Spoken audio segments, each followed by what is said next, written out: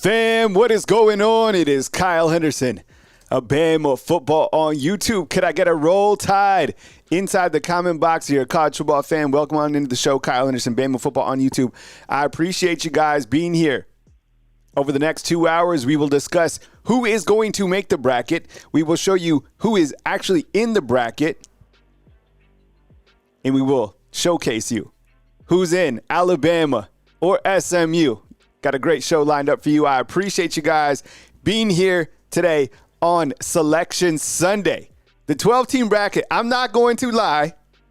I absolutely love the 12-team bracket. I love the drama, all that comes with it. And I hope you do too. All right. Okay, so my first question, while we got everybody up in the chat, okay?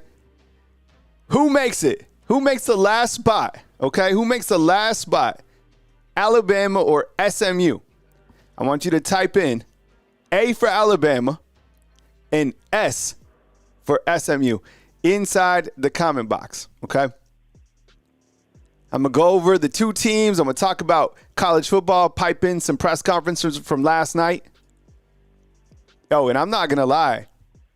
Yo, Oregon last night, man, they looked really good. In Georgia, yo, as I told you, I expected that game to go into overtime. It went into overtime. Two contenders with Georgia and its backup quarterback coming out on top, defeating Texas for the second time this season. All right, second time this season. We got T up in the house. T, what's up? Hello, everyone. Good morning. T's working on a Sunday. I am. T just finished her master's degree. I did. Congratulations, T. Thank you. All right. Thank you. Hey, T, if we could also get in the graphics the ESPN playoff prediction, the percentages, if we could add that in. All right. Okay. So, look, last night was dramatic. We put out a video, and we were talking about it because the way that the game was being played last night between SMU and Clemson, it was pretty much the fact that Clemson was going to run away with this, right? And I felt that at one point, and I put on a banner, look, the playoffs coming out at 12 p.m. Central Time. So leading up to this, you're going to have ESPN's playoff show start at 11, and then the brackets will be revealed at 12, okay? So I'm going to be here. I'm going to talk about playoffs, provide a lot of detail, and then after that, we'll take your calls. We'll dive into it. We have team resumes, so get comfortable. I appreciate you guys being here. If you could drop a thumbs up, I really appreciate it. So thank you so much. And if you have questions, I'll get to you as I see fit. But let me run through my segment real quick and kind of put everything out on the table. Who else thought last night that Clemson was going to absolutely run the table against SMU? There for a while, it was all Clemson. And I kind of figured that might be the theme, although I did pick SMU to win the game in my predictions on Friday. I felt that Clemson being there before had more experience. Dabo Swinney's a coach that can really get his guys up for a game like that, right? That underdog mentality following the game that they lost against South Carolina. All right, here's trivia. Got some trivia while I continue. Who did South Carolina beat this year? Or let me reference it this way. Who did the ACC champ, who did they lose to? David Pastor, what's up, man? I appreciate you being here. Thank you so much. Who did Clemson, who are two teams that Clemson lost to this season? All right. J-Dub, what's up, man? I appreciate you being here. Samuel, Football 09, Max Tooney, what's going on? And the more we got going in this game is the fact that Clemson was able to lead. They were leading 24-7. So credit SMU for being able to come back. And I really like the speed that they have. Good football team. But as we dive into it, my goodness, the strength of schedule or lack thereof, only 77 in the country. So you know what was interesting? Let's dive into our first graphic right here. This is, I appreciate this, T. I didn't even see this. T put this up, and we'll go full screen on this. All right. So you have, let me see if I can get a better shot. Okay, here you go. This is updated? Wow. So this is interesting. This is coming from ESPN this morning. All right. This is the ESPN playoff predictor. So anybody in the world can go out and pull up this graphic. Just type in ESPN playoff predictor. David, what's up, man? I appreciate you guys. Neil, what's going on? KTK, Kyle, and Sarah up in the house. I appreciate it. And look at this graphic, okay? These are the locks up at the 99 percentile. Indiana, pretender. Notre Dame, pretender. Ohio State, to be announced. Oregon, contender. Damn, you know what? I'm not going to lie. That Oregon team last night, woo, they looked good. All right, and then you have Tennessee, pretty good defense, not gonna lie. Texas, really good football team. Georgia, good football team, banged up. Great football coach, my goodness. Penn State, pretender. Alabama, bubble team. Boise State, really good team, but not contender, pretender. And SMU, look, you had a chance to be able to make the playoffs, but you didn't. And the way that you should have made the playoffs is by going for 2. You play to win the game. That was your playoff play-in game. They played to go into overtime. That's on them.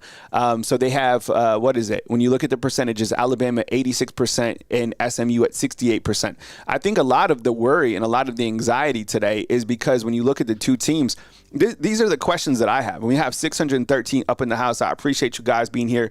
Look, a couple things, and I'm going to point out SMU and Alabama and dive into it. I'm going to talk all college football, but let me get something off my chest.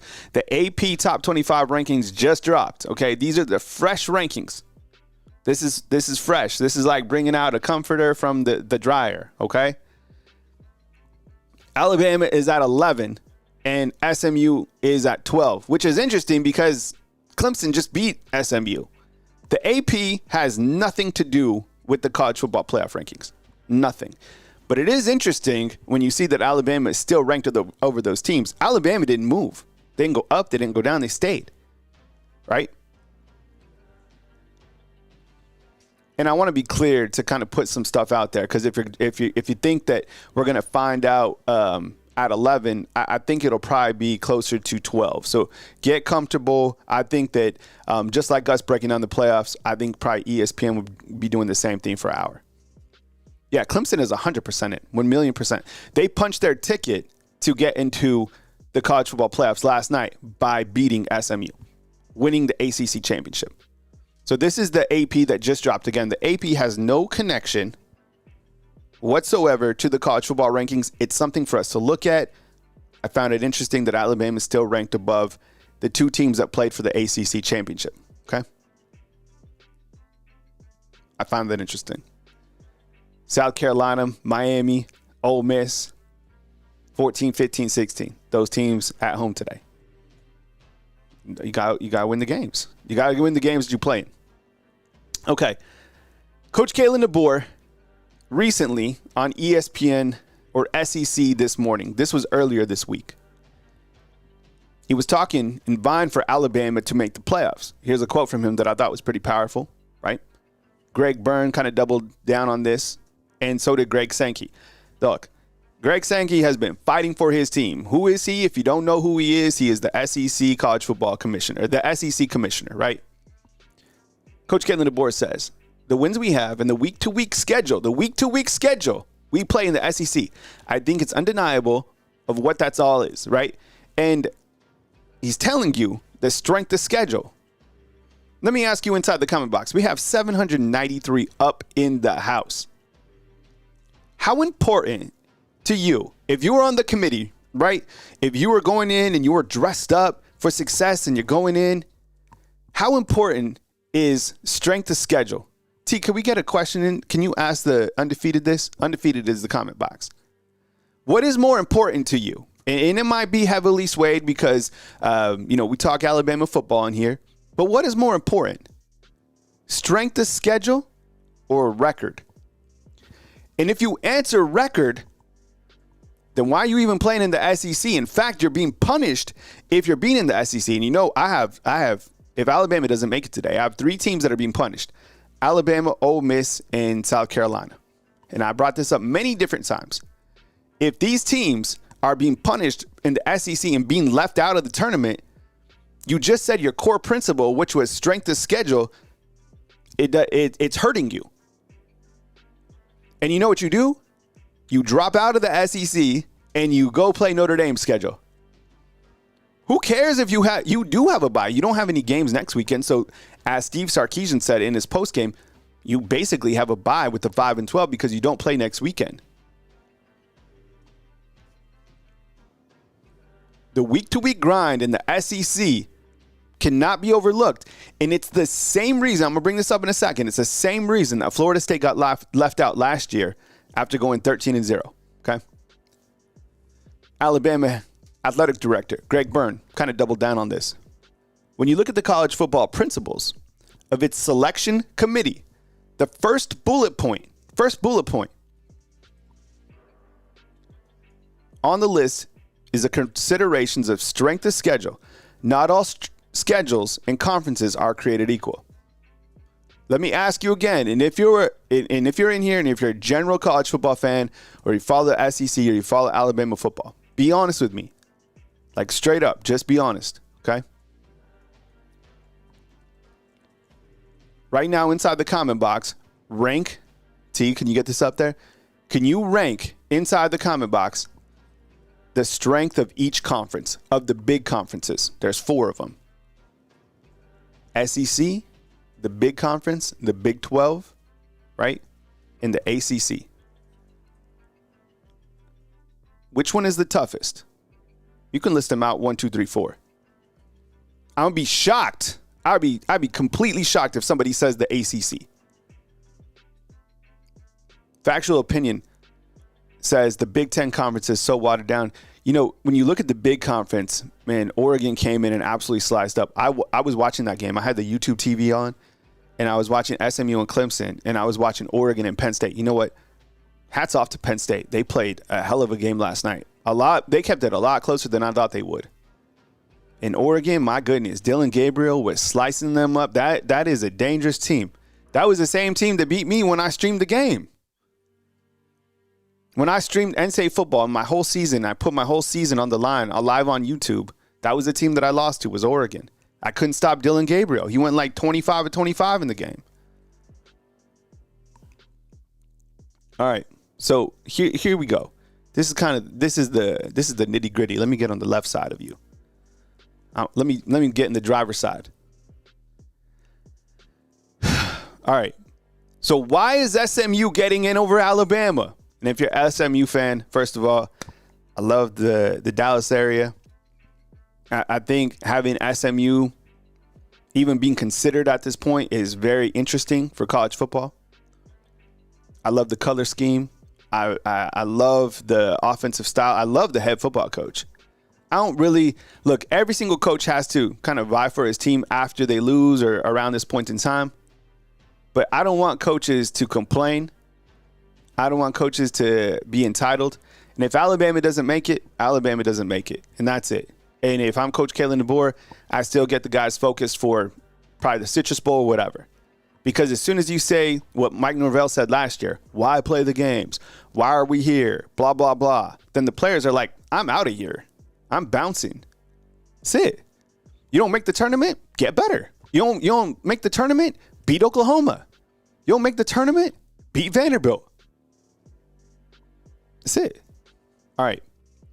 So why is SMU? Everybody, you know what's crazy is I've never seen a lack of confidence in terms of like the fans from Alabama that have been so worried about Alabama not making it. And I think it's because they lost to 2 unranked opponents, which I understand. But college football, if you understood anything this year, it's completely different than it's ever been, right? This season is crazy. Maroon Panthers like, we ain't making it, see? Yeah, Tony, I get it. So the playoff show is going to start at 11, okay? But I'm telling you, they're going to have their own preview show for an hour, just like they did last year, and then they'll release the rankings at 12 p.m. Central Time. That's what I'm saying, get comfortable, all right? And if they do, just start off posting because everybody works off ratings. So the good point out, all right? So look, I say playoffs at 12 p.m. Central Time. Is because ESPN is going to go an hour talking about the bracket. If I'm wrong, then I'll take down the banner at the bottom of the screen. And I hope they do. I hope they just get right to the bracket, and then that's it. But who knows? Maybe I'm wrong, so we'll keep you posted on that. But let me go over some bullet points. Deer Hunter is exactly right. The SEC is cannibalizing itself. Why play in the SEC? You see what I'm saying? You're being punished.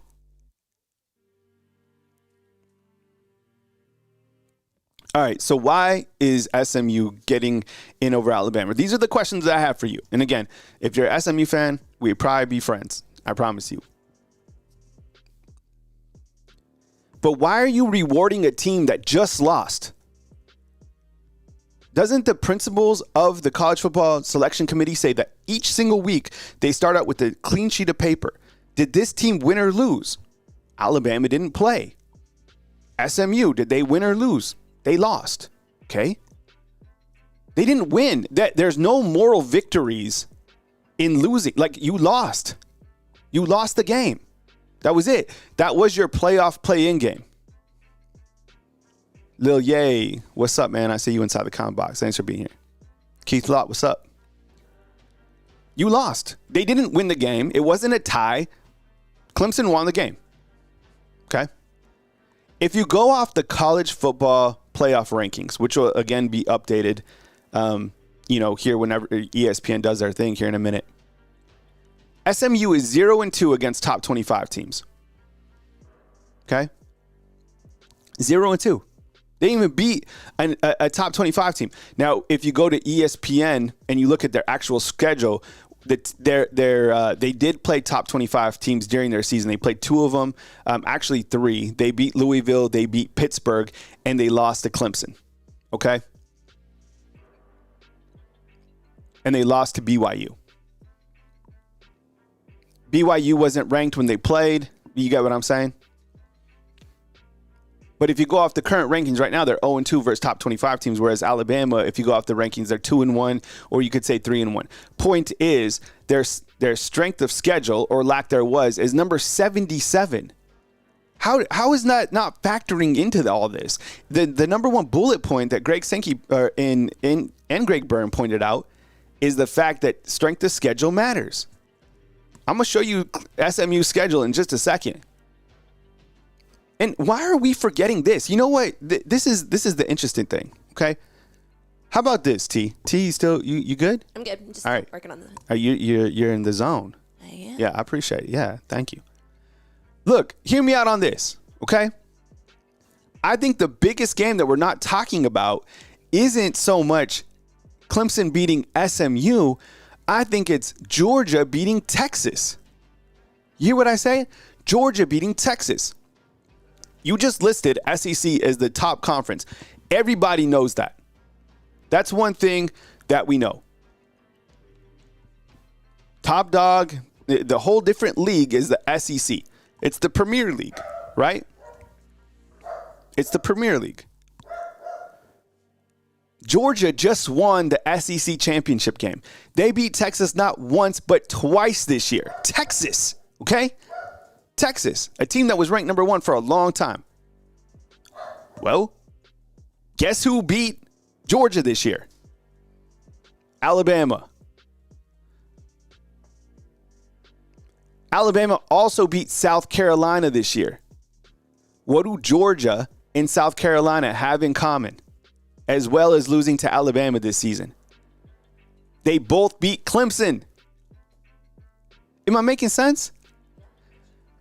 By logic, doesn't it make sense that if Bama beat Georgia and South Carolina, and those two teams beat Clemson, and Clemson beat SMU, how in the hell are we trying to why isn't that factored in? Is it? What planet are we living on if that doesn't make sense? Let me ask you, inside the comment box, 2 questions, okay? Please answer this honestly. If you're a college football fan or you're an Alabama fan or if you're SM, just be honest with me, please. Yes or no, would SMU beat Georgia? Right now inside the comment box. Would SMU beat Georgia? Sound off, please. Type Y for yes, type N for no.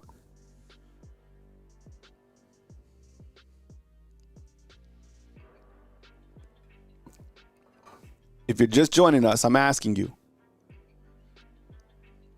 Would SMU beat Georgia? Everybody say no. Thank you. Hey, Texas fans. We got Texas fans up in here. I appreciate you guys being here. Thank you. Okay. My next question. Would SMU beat South Carolina? Yes or no? Type Y for yes. If they think they'd beat South Carolina, type N for no.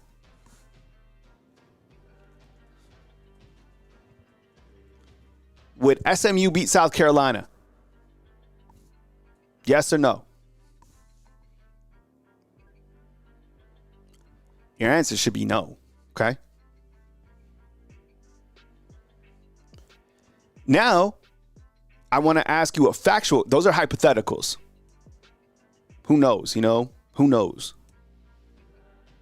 Let me ask you a factual question.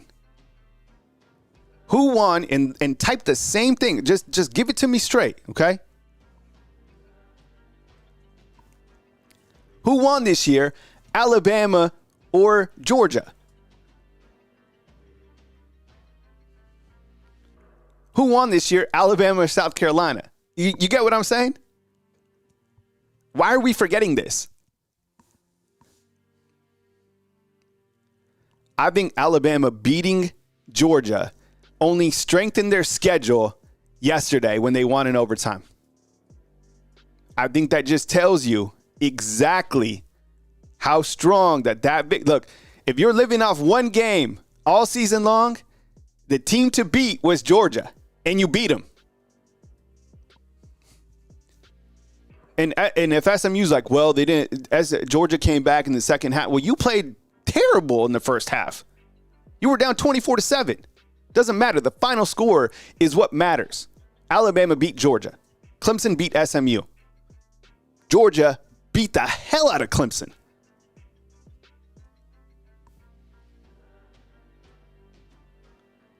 My last point on this.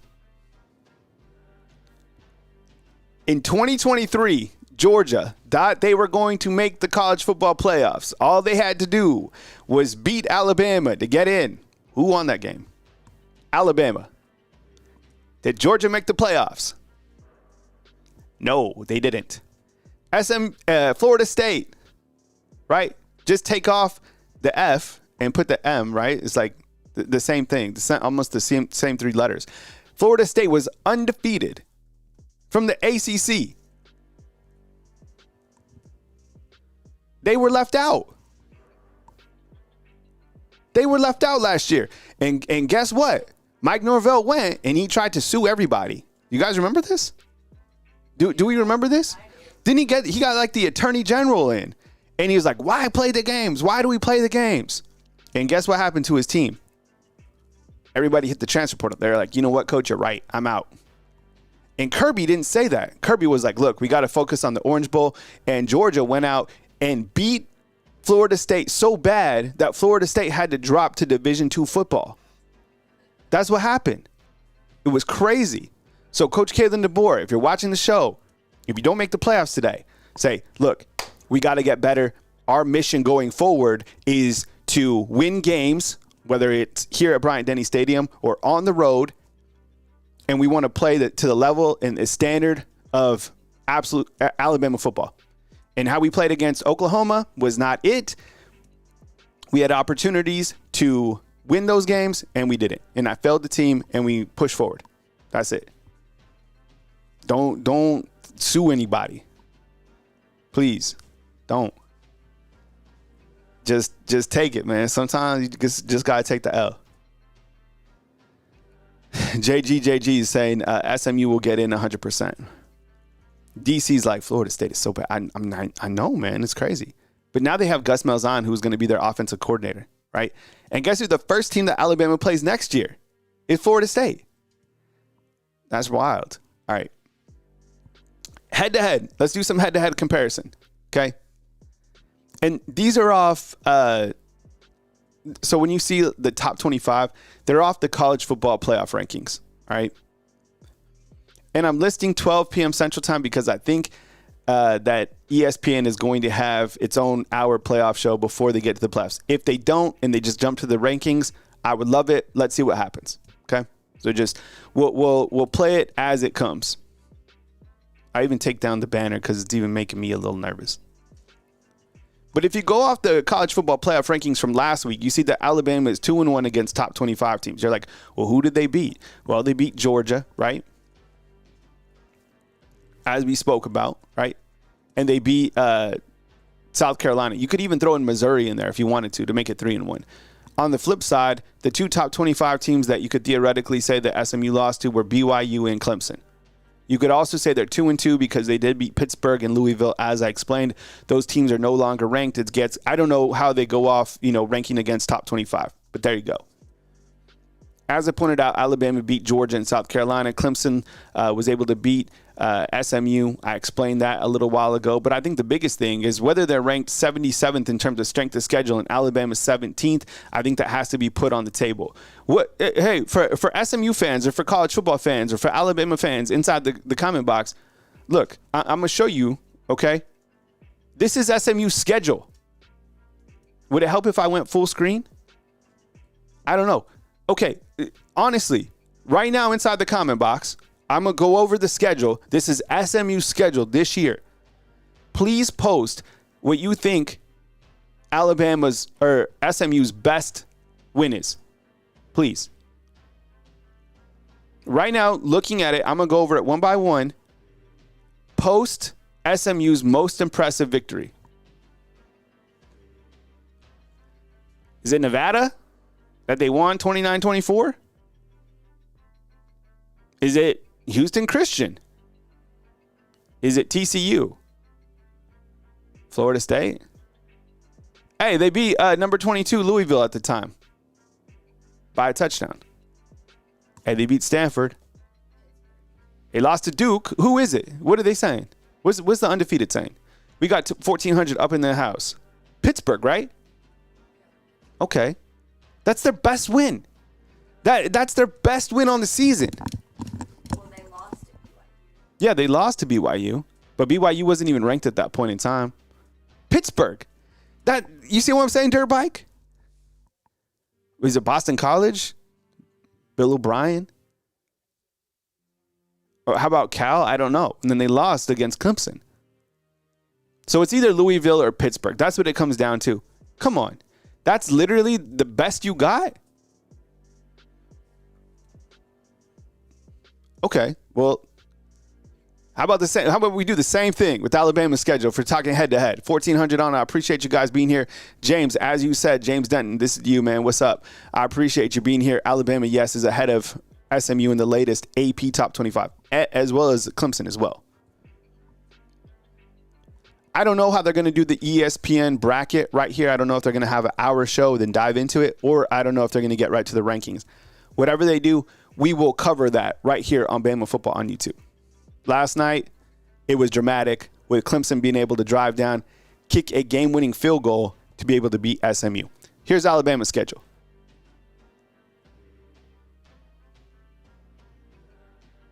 Western Kentucky. South Florida. Yo, that South Florida team, man, that team punched on the road against Wisconsin. Beating Georgia, who is at that point a number 2 team. Mario Gates is on a fly back from Hawaii. What's up, Mario? I appreciate you being here, man. Be safe in the friendly skies. They should be dropped. I don't know. I would imagine they have an hour show breaking down, this and that, which would put us at 12 p.m. Central Time, or they could drop the rankings right now. I have no idea, but we're going to keep you posted because we're watching the TV. We're watching with you. We're explaining kind of Alabama's case versus SMU. We're going to pipe in some other items as they come onto our slate. We're going to go over college football playoff resumes. I'm going to show you my final playoff bracket, so we're having fun with it, and I appreciate you guys being here right here on Bama Football on YouTube. Yeah, Mario, but we'll keep you posted, man. This schedule, look, and this is another hypothetical, but if SMU plays in this type of schedule that Alabama played in, I don't even know, how many games do they win? They beat Western Kentucky. They beat South Florida, I guess. They probably beat Wisconsin. Let's give them that one. They would lose to Georgia. They would lose to Vanderbilt. They would lose to South Carolina. They would lose to Tennessee. There's 4 losses right there. They would have beat Missouri because Missouri at that point in time didn't have anybody. They would lose to LSU. They would beat Mercer. They'd probably beat Oklahoma, and they'd lose to Auburn. So there you go. Honestly, I think I don't know, Auburn or SMU. That would be, who knows? Let's put SMU beating Auburn. You see what I'm saying? There's like 5 games that you would lose if SMU played Alabama's schedule. 100%. All right. Let me ask you this, okay? Playoff show is just starting. This is in kind of, we're asking who gets in. Let me ask you, inside the comment box, what is your confidence level?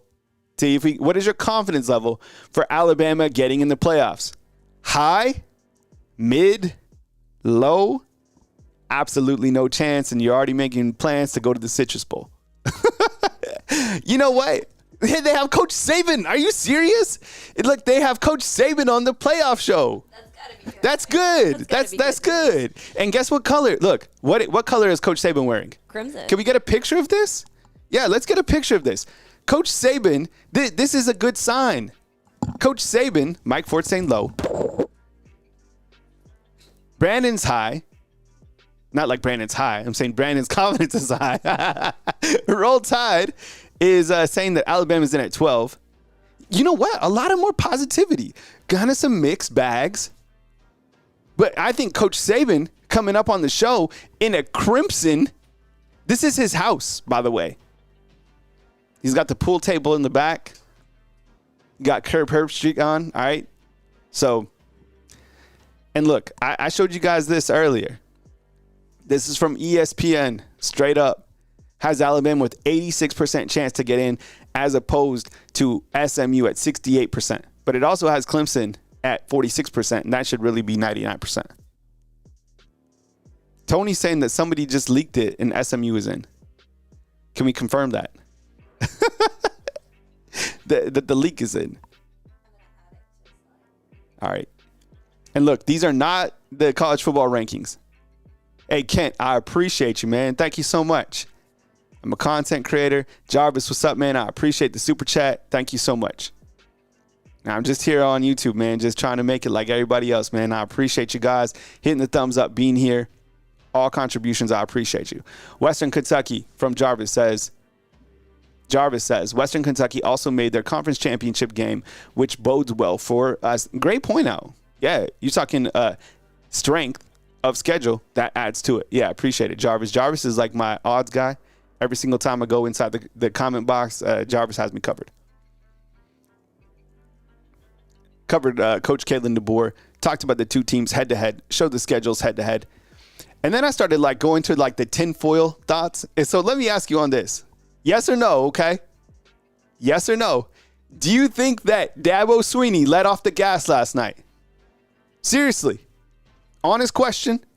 Yeah, Ron, as soon as they show the playoffs, if you guys are new to the show, as soon as they show the playoffs, we'll put it directly on the screen. We won't mess around. Like, we won't sit here. Like, I'll put the actual bracket on the screen. It'll say official, and that'll be it. So as soon as it comes out, and like I said, ESPN, their show just started now, but usually they jump right to the rankings. I would imagine that they go back and forth for about 30 minutes to an hour, and they release the bracket, later on.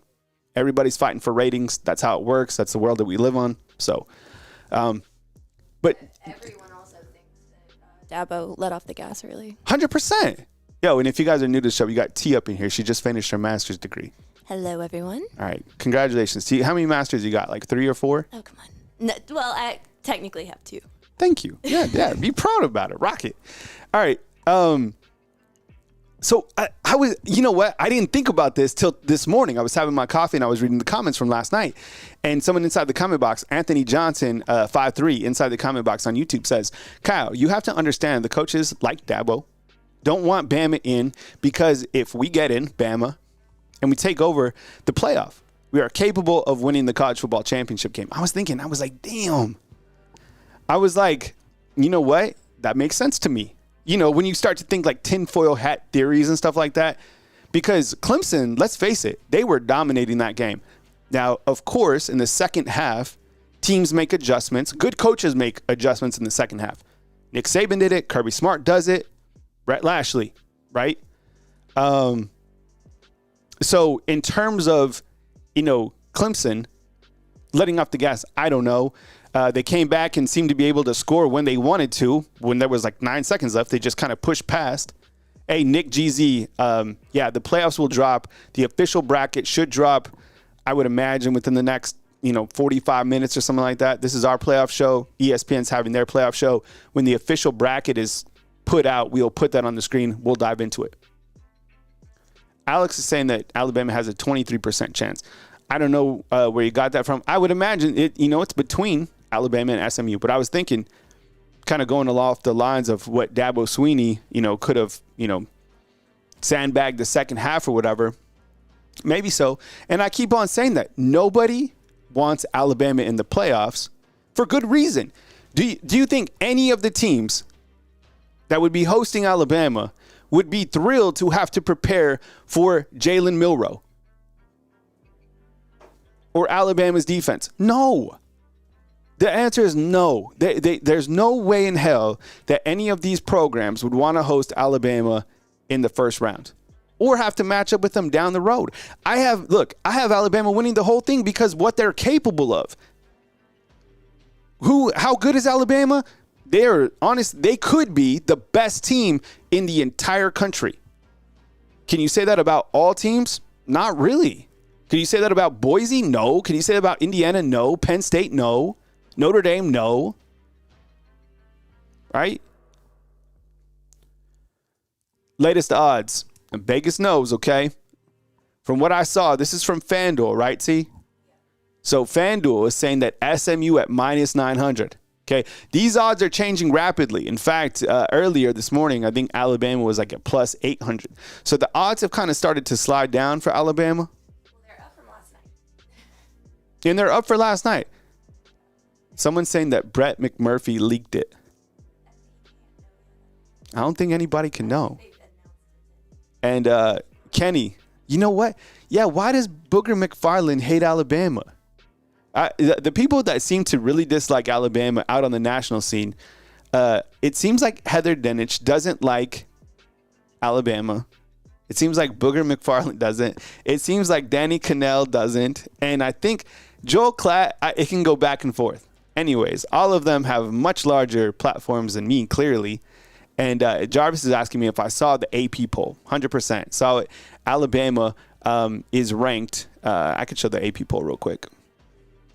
And the AP poll has nothing to do with the college football playoff rankings. Nothing to do at all. Can you guys answer it real quick inside the comment box? Which media personality hates Alabama the most? Seriously. I think the key component is that the guy who has the biggest platform that is 100% Alabama is Josh Pate.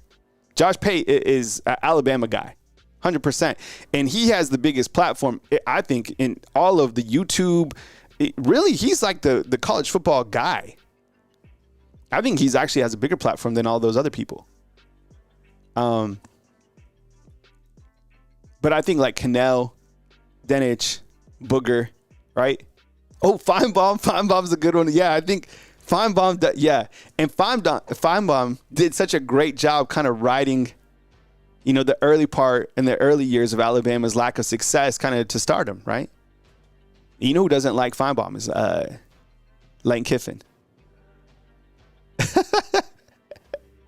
All right. Okay, so people were asking about the AP Top 25. This has no connection to the college football playoff rankings, which we are waiting to drop. Okay, so they will drop at some point in time. I'm going to play a quick soundbite real fast of Rhett Lashley following the ACC championship game, okay? And he explains why his team should make the college football playoff rankings. I'm not surprised to see it. Look, and he said it would be criminal. He says criminal if SMU does not make it. So let me play that soundbite real quick and get that up in just 1 second.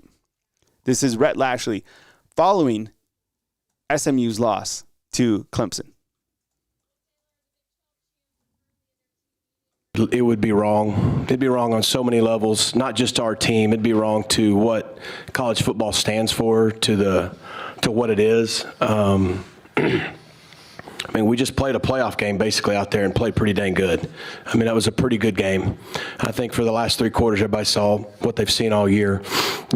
So our team deserves a chance to be in. It doesn't matter what I say, but it would be incredibly wrong. I think it would be unprecedented. It would set a really bad precedent. It would break all the principles of what we've been told. So, I mean, if you're going to take a team that goes 8-0 in a power conference, one of the 3 best conferences, only 2 teams did that. We were in. We could have not showed up, and according to what we were told Tuesday night, we'd be in. So we showed up, and we competed our butts off, and I don't know. I don't know what to say. They don't care what I say, but we should be in. They know we should be in, so we'll see what happens. That was Rhett Lashley following the game. I mean, a couple of things that stand out from what he just said is they would set a bad precedent. Well, the way, number one is they left out FSU last year, and they were unbeaten. FSU, if I remember, won the ACC championship game, okay? SMU, yeah, did you play a good second half? Yeah, you did.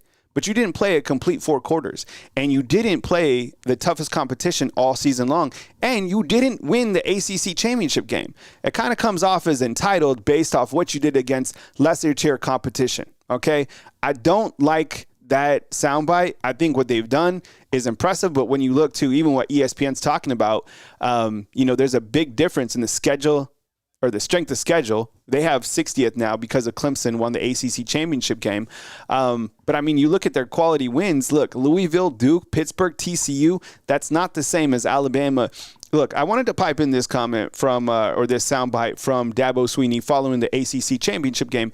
One of the things I find interesting is following the departure of Coach Saban, nobody wanted Dabo Swinney to come to Alabama. Nobody.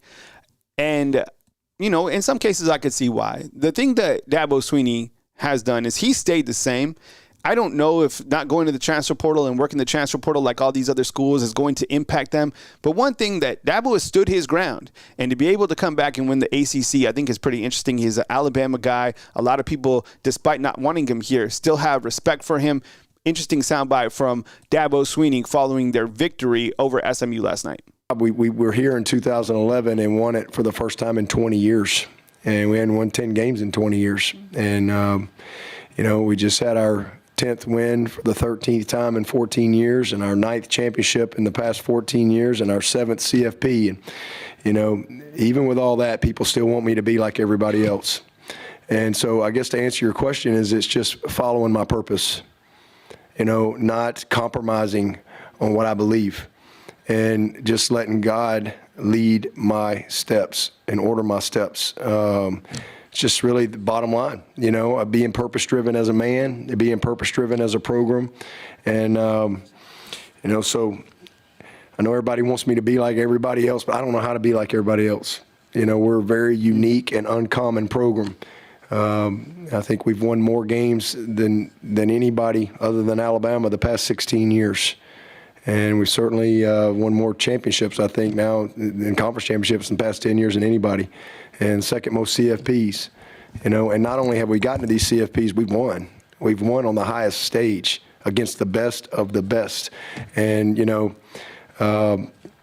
at a point now where we don't win a championship, and it's, we got to fire everybody, and it's just, just this same old tired narratives that come up every single year when we lose a game. So,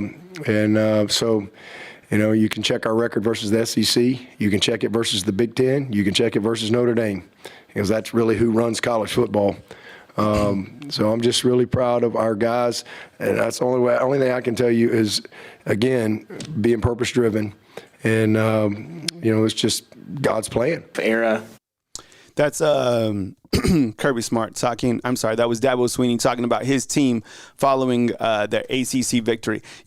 Look, congratulations to Clemson and being able to beat SMU. But the week prior, you lost to a team from the SEC. And what was interesting, and I'm sure you guys saw this as well last night. What was the number one thing that that Dabo Swinney said after the game. Did people see this?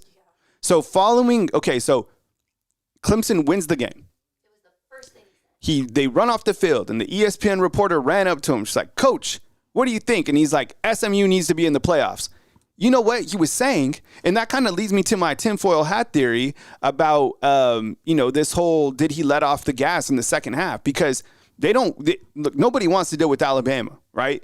And that's kind of what kind of led me to that point in time, was like, why would that be the first thing that came out of his mouth, would be talking about SMU making the playoffs, right? Nobody asked you about that. Like, you just won the game. Why are you saying that? Just something that stood out to me that I found, was a little bit odd. And I look, here are the latest odds. I know somebody brought up DraftKings. This is from FanDuel. They have SMU at 900. They have Alabama at plus 520. That means that SMU has better odds to make the tournament. However, this morning in the AP Top 25 that came out, Alabama is ranked number 11. And SMU and Clemson ranked behind Alabama.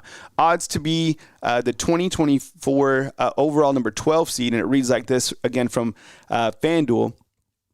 SMU minus 230. That's the favorite. Then you have Clemson at plus 200, which is interesting. Alabama at plus 1,500, and Arizona State at plus 1,800. Interesting. So that means that, to me, they feel SMU gets in at that 12 spot. They put Clemson somewhere else within the bracket, and Arizona State probably at the 11th spot, I would imagine, somewhere around there. Or I don't know, maybe I don't think that Arizona State would get a top 4 spot, although I love their coach, Kenny Dillingham. That guy, he's 34 years old. That's the thing. Like, there's a couple coaches that coach with that fire in the belly. You do like him. Yeah, I love him. I love that guy. You know what? I love when my little bromance with this guy started when they beat. Who did they beat? Was it BYU? BYU. They beat BYU, and the fans stormed the field.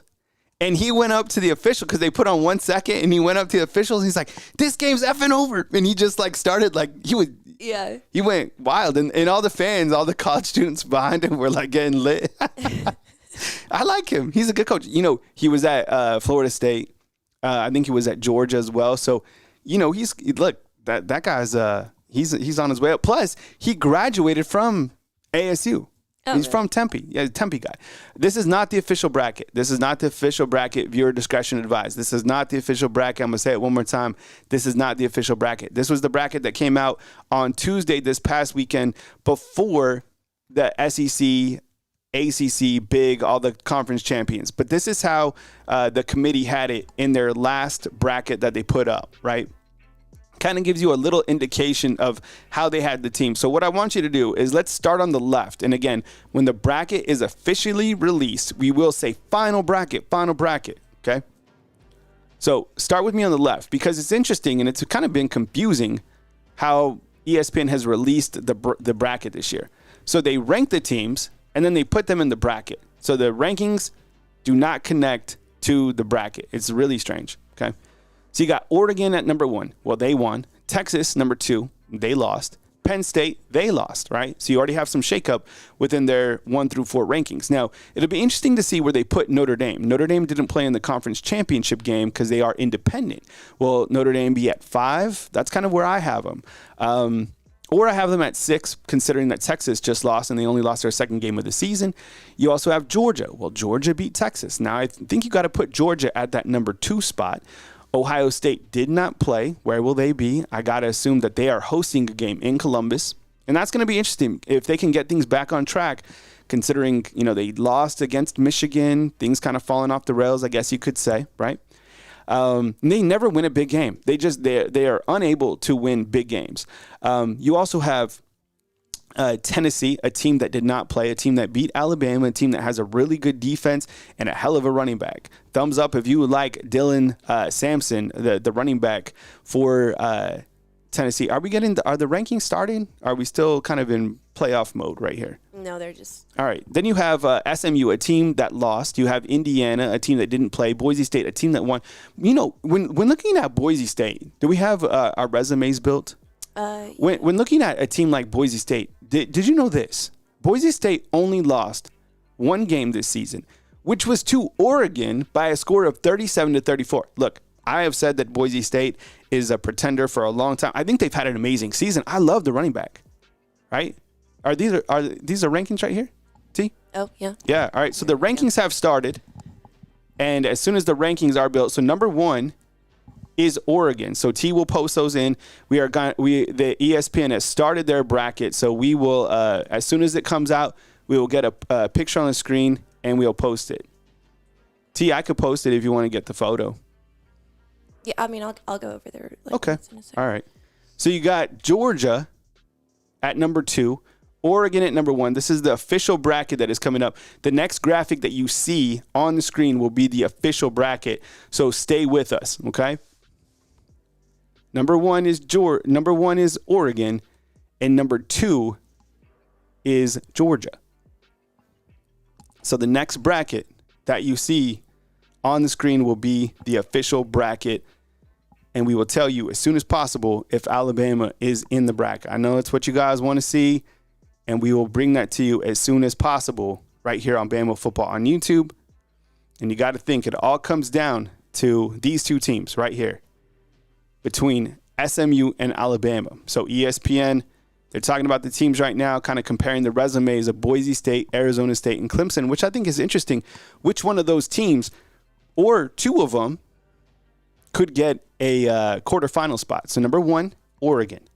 Number 2, Georgia. If you're at home, you could write this down on a piece of paper. You could draw out your own bracket as soon as we have it. And you got number 3, Boise State. KTK will get there as soon as possible. They got to milk the ratings.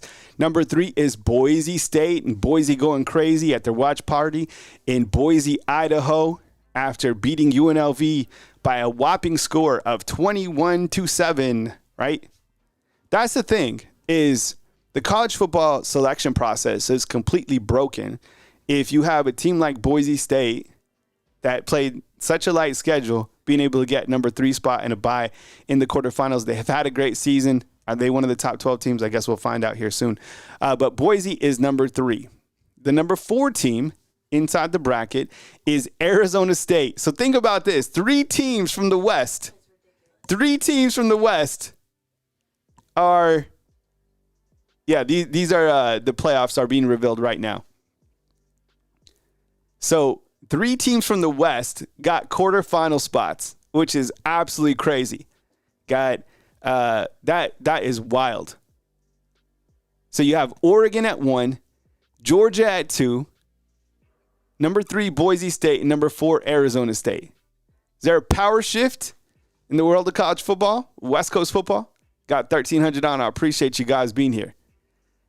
Man, what's your level of confidence right now? How are you feeling? High? Low? Let me know inside the comment box. Number 1, Oregon. Number 2, Georgia. Number 3, Boise State. Number 4, Arizona State. Those are the teams that will be hosting in the quarterfinals of, well, they're going to be the home seed, but those are the New Year's 6 games. The first round teams are the teams that host. So Arizona State, Oregon, Boise State actually have 2 weeks to their first game. And those games are New Year's 6 type games. We will get to number 5 soon. Who do you think it's going to be? Texas or Notre Dame at 5? It is going to be the 12th spot is Clemson. Hey, the 12th spot is Clemson. Wait, so are they doing 11 next? The 12th spot is Clemson.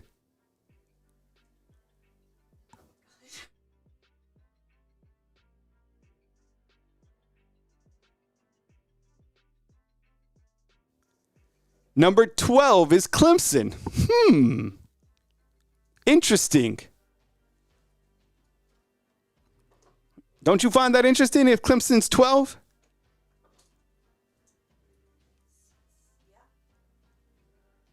So what are they going to do? Put SMU over Clemson? No, they can't. They can't, right? I mean, I think we just figured it out. Yeah. All right. Number 5 is Texas. Yeah, I think we're in. Yo, Yeah, we're in. listen, how would they put SMU at 11? They can't. Could they put them over Clemson, a team that they just lost to? Okay, so if you're looking at the bracket right now, Number 1, Oregon. Number 2, Georgia. Number 3, Boise State. Number 4, Arizona State. Number 12 is Clemson. And number 5 is Texas. Very interesting what just happened. Okay, so Clemson is number 12. We do not know if Alabama is going to be in. But that's got to bode well for Alabama. Let's see what they go with next. Who is the next team that they'll put? They're going to show us last, I think. They got to show, yeah, of course they're going to show Alabama last. Of course. Number 6 is Penn State. Well, they got to show, I guess, the next opponent now. Number 6 is Penn State.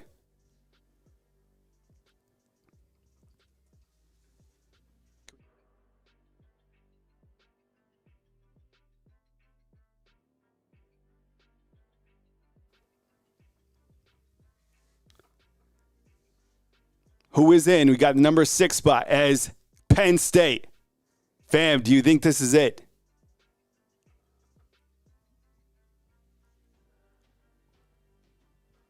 Do you think that the Alabama Crimson Tide will be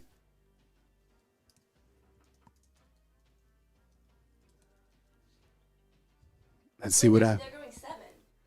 Now they're doing 7 for the drama. They didn't. Oh my goodness. Can you believe that they did that? All right. There's no way they're doing it. So I thought they're going to save that 11th spot. Oh, that was dirty. They did us dirty right there. So we are waiting. They put number 12 Clemson. That's what's leading me to think that Alabama's shot's a little bit better, right? Man, factual opinion. I agree, man. Just show the bracket. Ben Allen saying positivity always beats negativity. 100%. All right, so Notre Dame at that 7th spot. I guess 8, 9, 10 right next. We still don't know. Got to milk it.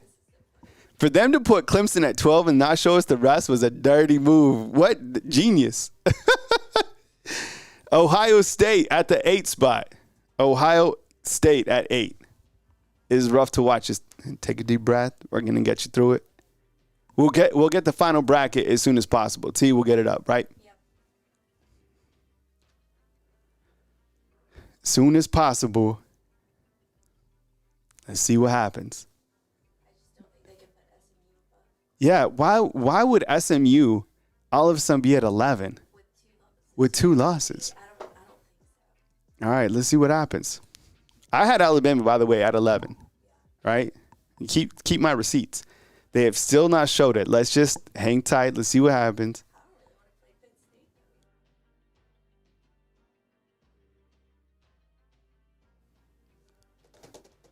though. That would be so wrong if SMU is in. All right, let's see. They have the 8th spot. We're still waiting for number 9, and they put Tennessee taking on Ohio State. First round matchups, Clemson traveling to take on Texas. Tennessee on the road to take on Ohio State. Still waiting to see that 11th spot. And of course, because TV ratings are everything, they are milking it. Let's see what they do. Still waiting to see who Penn State at 6 plays and who Notre Dame at 7 plays. Still waiting for 2 teams. See what happens. Man. Drama. This is it. This is a ratings explosion. Genius. They got to put the number 10 team in. Come on. Number 10, still waiting on 10 and 11. We do not know if Alabama is going to be in. They are milking it. Look, you know what they really want to do? Go to a commercial right before. Yeah. We are waiting for 10 and 11. How you guys feeling? Take a deep breath. Woof. Yeah, there you go. You got to put Indiana at 10. What are they going to do? Leave Indiana out? Indiana at 10. Indiana at 10. So we are waiting, everybody. Here it is. Everybody drum roll. Here it comes. Music gets intense. Waiting for that 11 spot. Who's it going to be? SMU or Alabama? Final spot in the playoff bracket.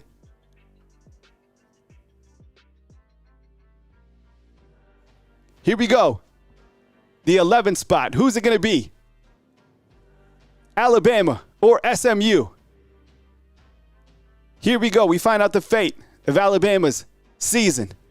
Miss Citrus Bowl or the playoff bracket. Coming to you. Oh my goodness. And they're doing a resume comparison. One more time. Alabama versus SMU. Here it is. Should be any minute for that final spot. Woo. I'm not going to lie. I'm a little nervous. Alabama. SMU head-to-head. SMU, a team just lost in the ACC championship game versus Alabama. The Crimson Tide. In or out?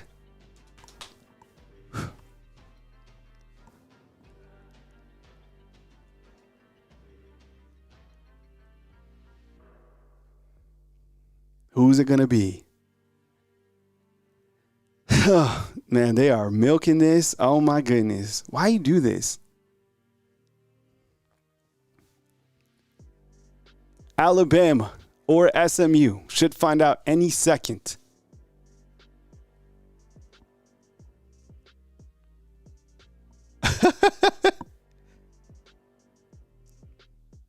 I tell you as soon as I know, I swear. SMU. SMU has made the playoffs over Alabama. Wow. Unbelievable. They ranked and put SMU above Clemson, and Clemson just beat SMU last night. Alabama is out of the playoffs. Alabama is out of the playoffs. My goodness. We'll put up the final playoff ranking in just a second, the playoff bracket. Unbelievable. How in the hell are you going to put SMU 11 and Clemson 12 when they just played last night? It honestly makes no sense. I don't even understand it. Like, out of all the things that have happened in the world of college football, I don't understand that. The two teams just played last night. I don't know where it's at, T. Wow. Here's the final look at the playoff bracket. Get it right on screen. The final playoff rankings. My goodness. Absolutely unbelievable. SMU makes the playoffs over Alabama. What's your disappointment level inside the comment box on a scale of 1 to 10, 10 being the absolute highest? Clemson at 12, SMU at 11, when SMU just lost to Clemson last night. Like, the rankings on the left are trash. So SMU, you lose and you're not ranked lower than Clemson? Man, what a absolutely unbelievable outcome. Alabama's resume, 9th. Strength of schedule, 16th. Wins over teams against 500, 5-1. Key wins, Georgia. They beat the SEC championship, man. Like, unbelievable. They absolutely got hosed.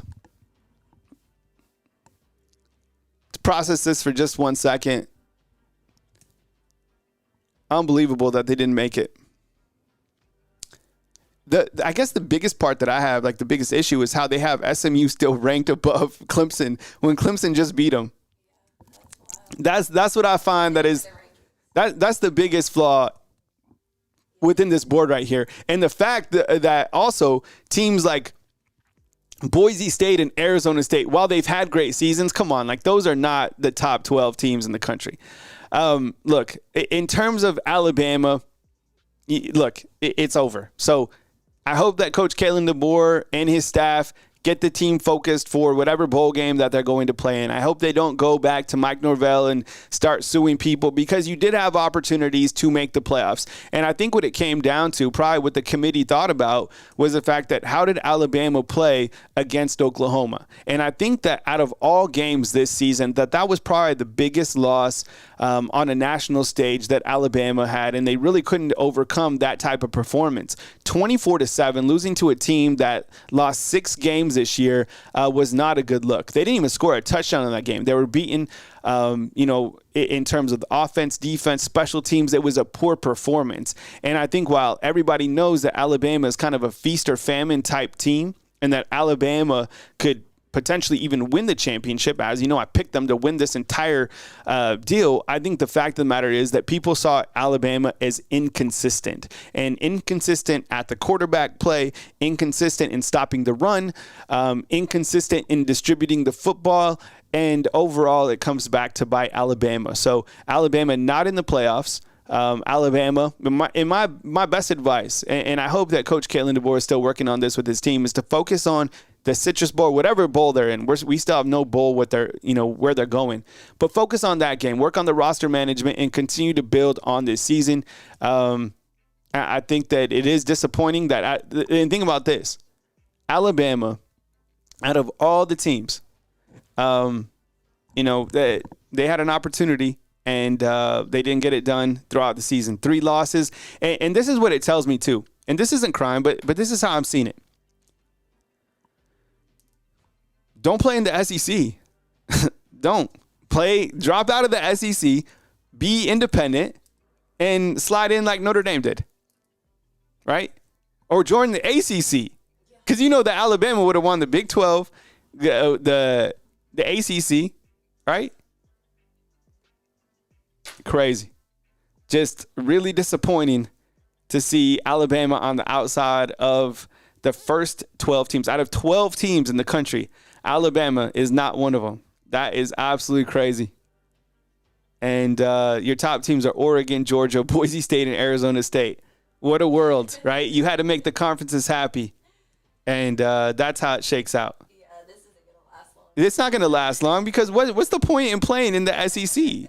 Like, the SEC, you play in the SEC to play in high-profile games, to play against the best competition weekly, to get your players ready for the NFL draft, right?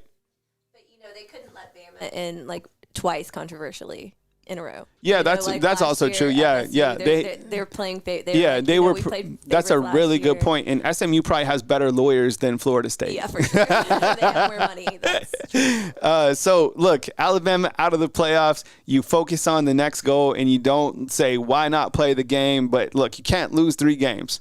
And that's what it comes down to. You can't play how you did against Vanderbilt. You can't. They were out coaching that game. They were outplayed by Oklahoma, and that's not being prepared. They lost what? How many games on the road? Yeah, we you lost to Tennessee on the road. You lost to Oklahoma on the road. You lost to Vanderbilt on the road, right? No, yeah, Vandy was on the road. And I think that's a sign of a coach that took over. That look, SEC is a gauntlet, and that's just how it's going to be. You know what the thing is? This is not going to change throughout the next couple of seasons, though. Like, the SEC is going to continue to have teams that have lost 3 games, that are a top 12 team, but don't make it and are penalized for being in the SEC. I promise you.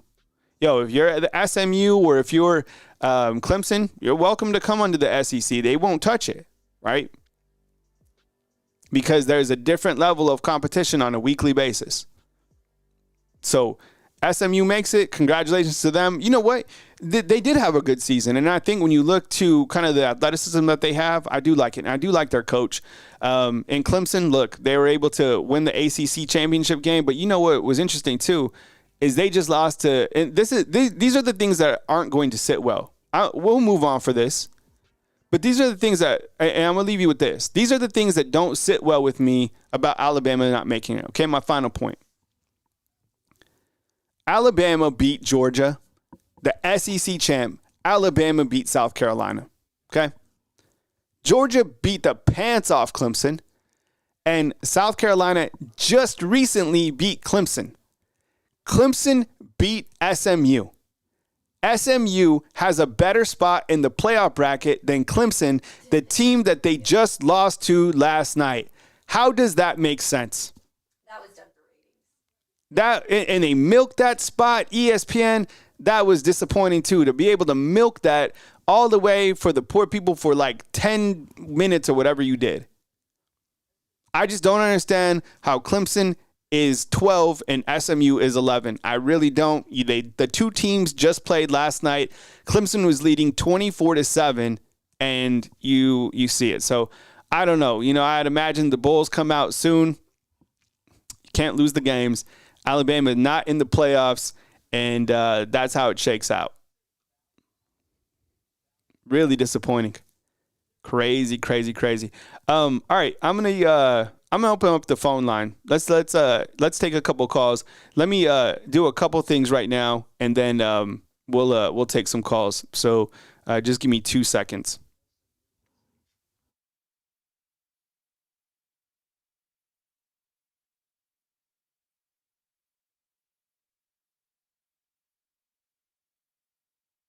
All right, 1 second, fam. Doing something real quick, and then we will take some calls. Call in line, I'll open it up. This is the call in line, so if you want to call in, sound off, I'd appreciate it, and eager to hear your feedback. Keep in mind, when we do open up the call in line, that there's probably somebody probably more pissed off than you behind you. So let's take as many calls as we can. And maybe at some point we will get the bowl games where Alabama's going to go. So give me just 2 seconds.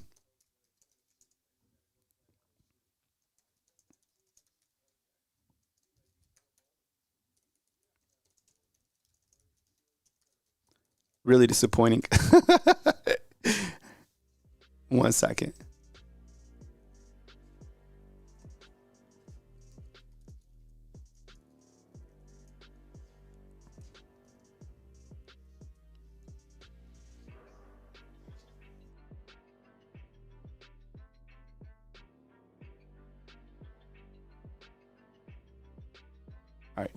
All right. I'm going to take some calls. We got 4 calls lined up. We got a 417. Let's do it.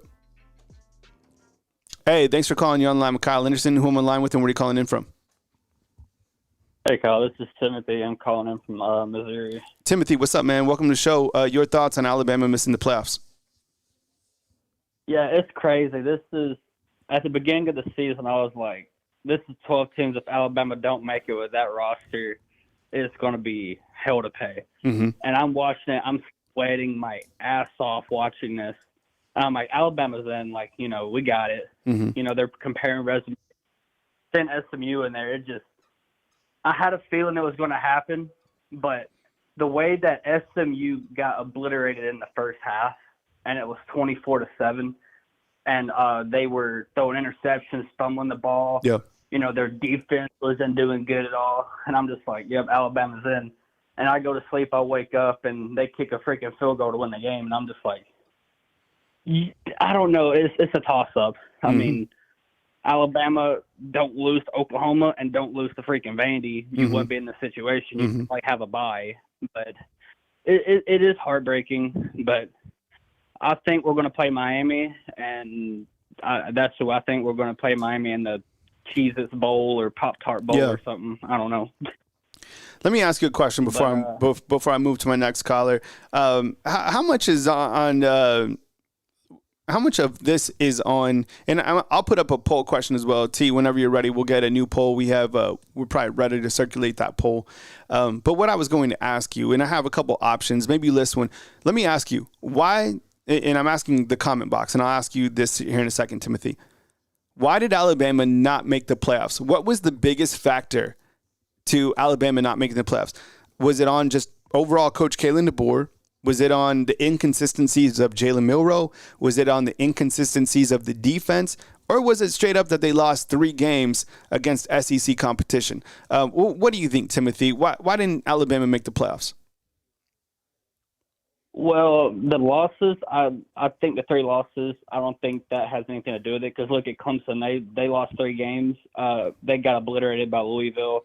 They got literally obliterated by Georgia, and they lose to South Carolina by 3 points. Yeah. I think it was that Oklahoma game. Yeah. They saw how bad they struggled. But what people don't understand about that Oklahoma game was it's senior night, and the people, like, because I used to play football, so my senior year when it was senior night, that week, like, we really want to show out. You know, we really want to show the opposing team and our fans, like, we are a good team and we still have potential for next season. Oklahoma came into that game with nothing to lose. If a tiger is backed into a corner, it's going to fight its way out. It's not going to give up. And that's what Oklahoma did. They were backed into a corner and they just fought. And if Alabama lost that game 24-20 or 24-23, Alabama probably would be in right now. Yeah. But the fact that Alabama lost in such a embarrassing way, I think that was it. The Vandy loss is a little bit better because they took Texas, 27-24. Sure. And, and the Tennessee loss, they beat everybody except for Georgia and Arkansas, so that's a good loss.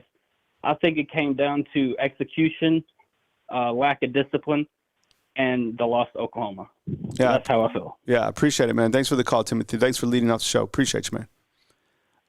I appreciate it. Yeah, so T, are you ready to add a poll? Or you need a second? Yeah. All right. I'm gonna put a poll, and then we have let's see, we got 205-865 and a 918 coming up next right here on Bama Football on YouTube. Got another super chat in just a second ago. Appreciate it. Thank you so much for the super chats.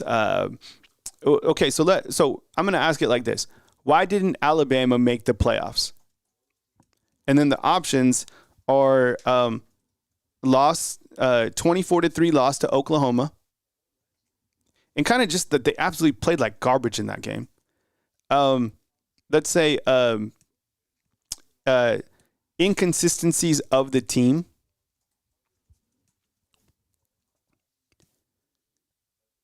Let's say, and then let's just put Bama fatigue. How about that one? Bama fatigue. Does that make sense? Just 3 options. Because, you know what? Or you could put, did you post already? Yeah. Can you put, can you edit it? So when you're voting that, okay. And the reason I didn't put the Vanderbilt loss, I think Vanderbilt, like Timothy said, punched a little bit higher than their belt. But the Oklahoma loss, like that team was that was not a good football team, and they absolutely dominated Alabama. That was a bad loss late in the season, right? So, but what's interesting though is like, man, I'm never gonna get over the fact that SMU is still seated higher in the bracket than Clemson. All right, we go back to 205. Hey, thanks for calling in. Who am I on the line with and where are you calling in from? I'm Elijah from Calera, Alabama. Elijah, what's up, man? I'm doing good. Hope you're doing good over there. I like the show. Tune in all the time. I rewatch a lot of the videos just to, take in everything.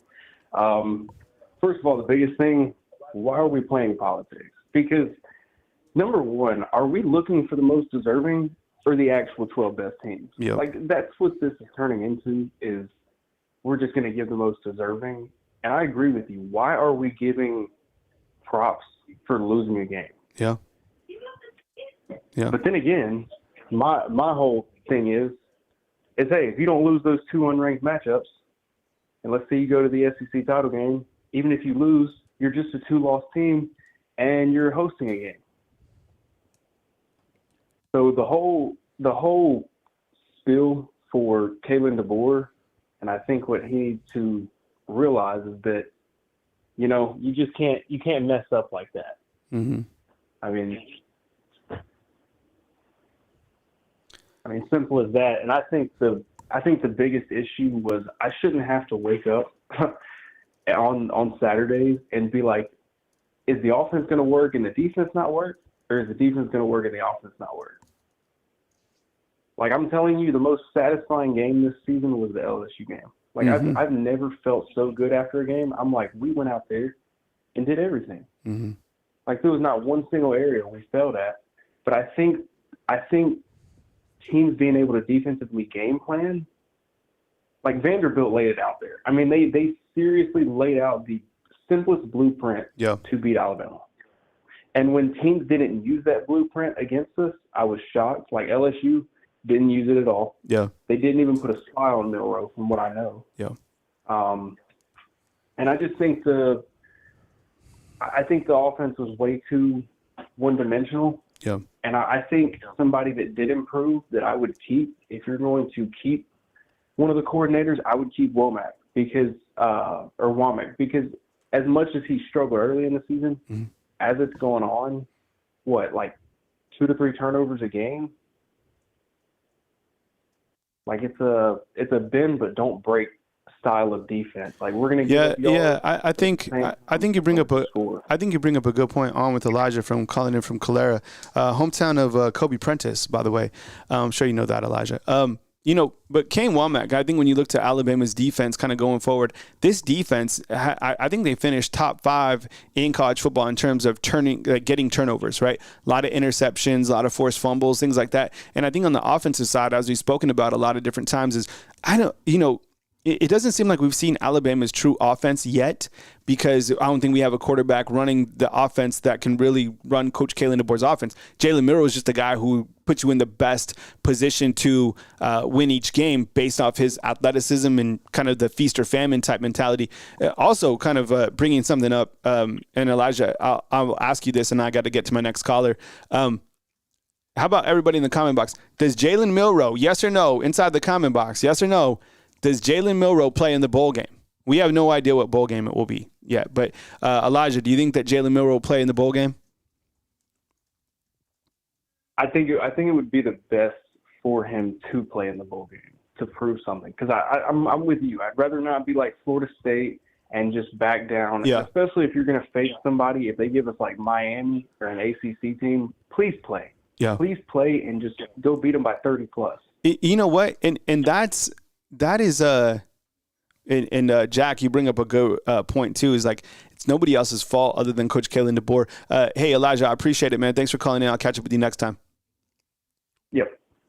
Elijah brings up a good point. I just asked if Jalen Milroe will play in the bowl game. I have no idea. Somebody said that they think that if Alabama didn't make the playoffs, he'll bounce out and he'll opt out of the bowl game. It's dangerous when players opt out of the bowl game because of this. This is exactly what happened at Florida State last year. Is Mike Norvell came on and said, why play the games, this and that. And then the players were like, you're right, I'm opting out. So you had all those players opt out of Florida State. It would be terrifying if you have all these players opt out of the bowl game against whoever they're playing, and Alabama gets beat up on a national stage. That would mean 4 losses, losing in the bowl game. And then you kind of look to what happened at Florida State. Not to say that would happen here, but like keeping the guys locked in a meaningless game is going to be the challenge. All right. Let's face it. The Citrus Bowl or whatever you play in, like you're not in the playoffs. That's why I brought up the idea the other day, the additional tournament of playing for cash. Like the next 12 teams where you guys are playing for $2 million and $500,000 of that goes to the players to split amongst themselves. I don't know.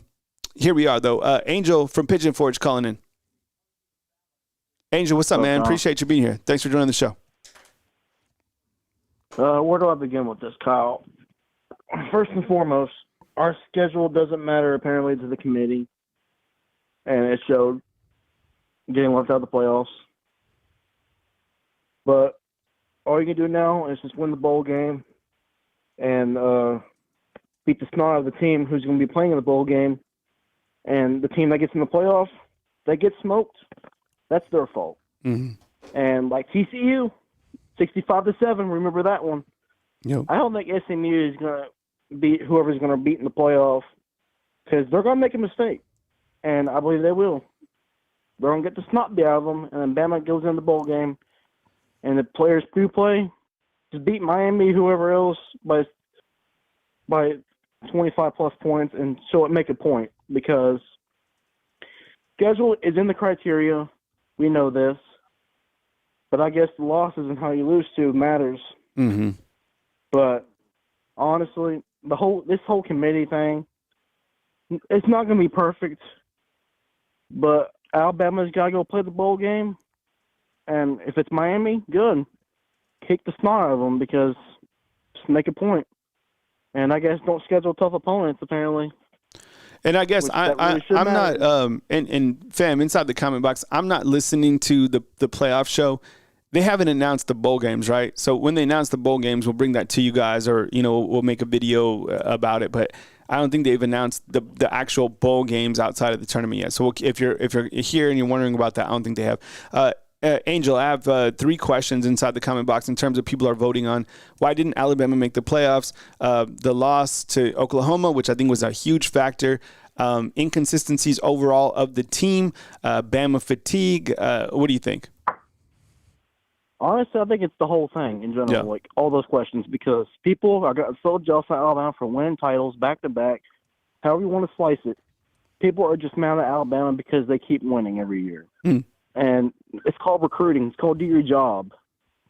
And let's just face it, the ACC, they're going to find out they're going to be the weakest conference in these bowl games, especially not playoff games. They're going to get their ass handed to them, especially SMU. They're going to get dominated by whoever they play in that bowl game. And look, we got to have more. The schedule has to matter more than the records, really. That's what we're talking about here. The schedule does matter, and how and what your opponents are ranked. More ranked opponents. SMU doesn't have any. So does Clemson. They don't have any until last night. I mean, it is what it is. You got to play in the bowl game, move on, send a message, which I will right now to the players. Don't sit out of the bowl game. Yeah. Do your job to the university. Play the bowl game. Kick someone's ass in the bowl game. Yep. And just make a point. Yep. That's all you can do now. So it's also on Kalen DeBoer too. This ain't the Pac-12, and he knows that now because he lost to Oklahoma, which got our ass handed to us. Yeah. Because we didn't play, Yep. didn't show up. Vanderbilt stepped on them. All you can do is just play in the bowl game, move on, get the next season, and make sure you don't schedule opponents. Apparently, which Yep. people want good games, good matchups. But no, they don't want good games. They want to bitch and moan about Alabama not being in the playoffs or Alabama making the playoffs every year. Then schedule them or schedule better opponents. That's all you can really do, and all you can do is just move on, get to the bowl game, and just, I'm hurting right now because by the time I'm talking to you because I'm really upset because the team had so much talent and it all got wasted. Yep. And Kalen DeBoer, that's all on him. He's got to fire Nick Sheridan, find a competent coordinator that can work with either Jalen, Ty Simpson, or whoever, especially Keelan Russell, because this shit ain't gonna get done because Nick Sheridan's a joke. He has to go. Yeah. Ken Womack, I can understand why. He did pretty good in his first year, but Nick Sheridan's the problem. And maybe Jalen, I don't know. All you can do is just win the bowl game, beat the smack who you're playing against. Miami, maybe. I don't know. Nobody knows.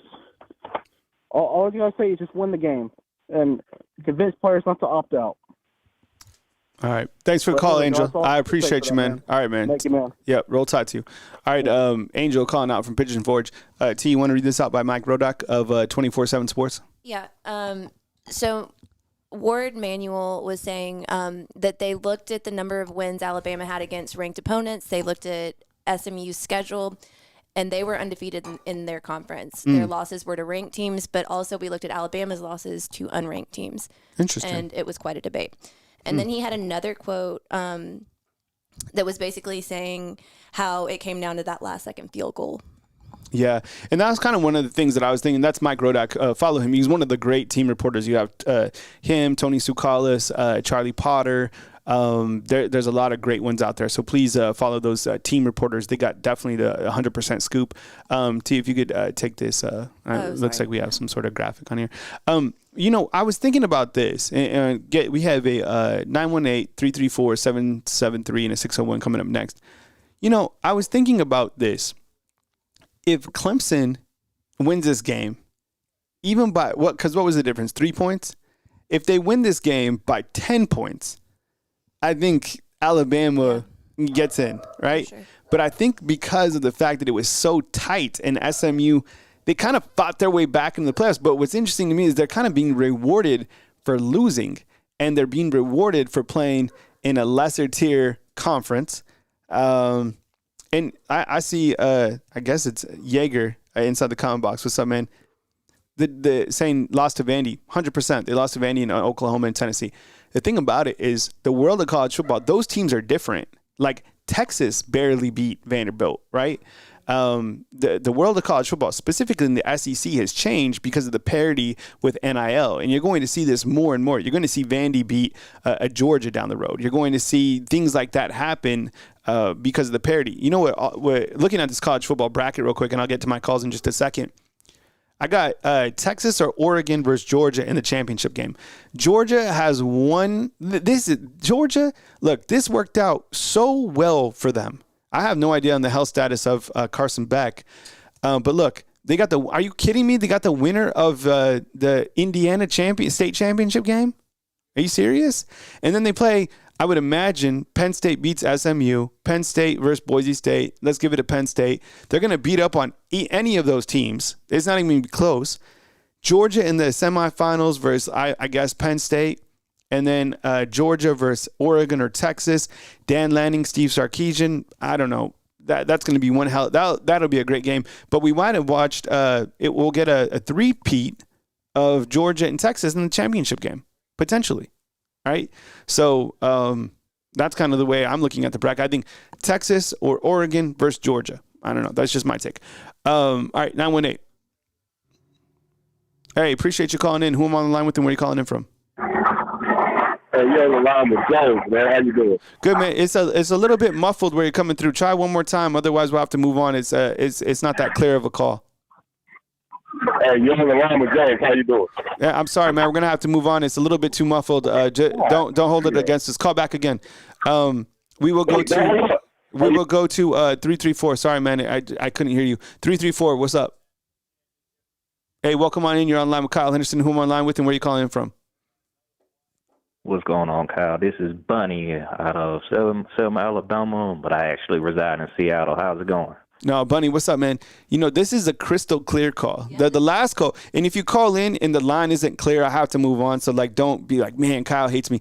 I appreciate all the calls, but like Bunny is calling in like on a crystal clear line. I don't know if this is Cricket, Verizon, or Skype, but damn, this is a clear call. Bunny, what's up, man? Come with it. Hey, it's America's most reliable network, Verizon, baby. That's right. Hey, I'm Team Verizon too. The only thing I have with Verizon is that bill's starting to get a little bit high. So we might have to. Yeah, it is high. And now that Alabama's not making the playoffs, I might be going back to Cricket. We'll find out. Bunny, welcome on in the show. Bunny, what's going on, man? Come with it. Yes, sir. Well, I called before. I don't know if you remember me. It's about a year ago. Okay. But yeah, I actually called before. So second time calling in. All right. And by the way, real quick, the secret formula to Verizon getting a cheaper bill is like having multiple people like on the same line. So that's how you get a cheaper bill with that one. So try maybe we start the undefeated Verizon plan. We get 200 people on the line. All right, man. So what's your thoughts, man, on all this? Help us break it down.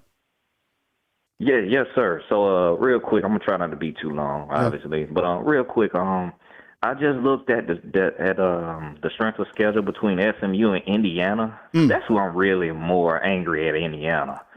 And they're like, one is like 68 and one is like 60, and I just don't understand. And I say going forward, whoever our athletic director is, just schedule bomb teams from here on out and let's just cruise. I mean, what's the point?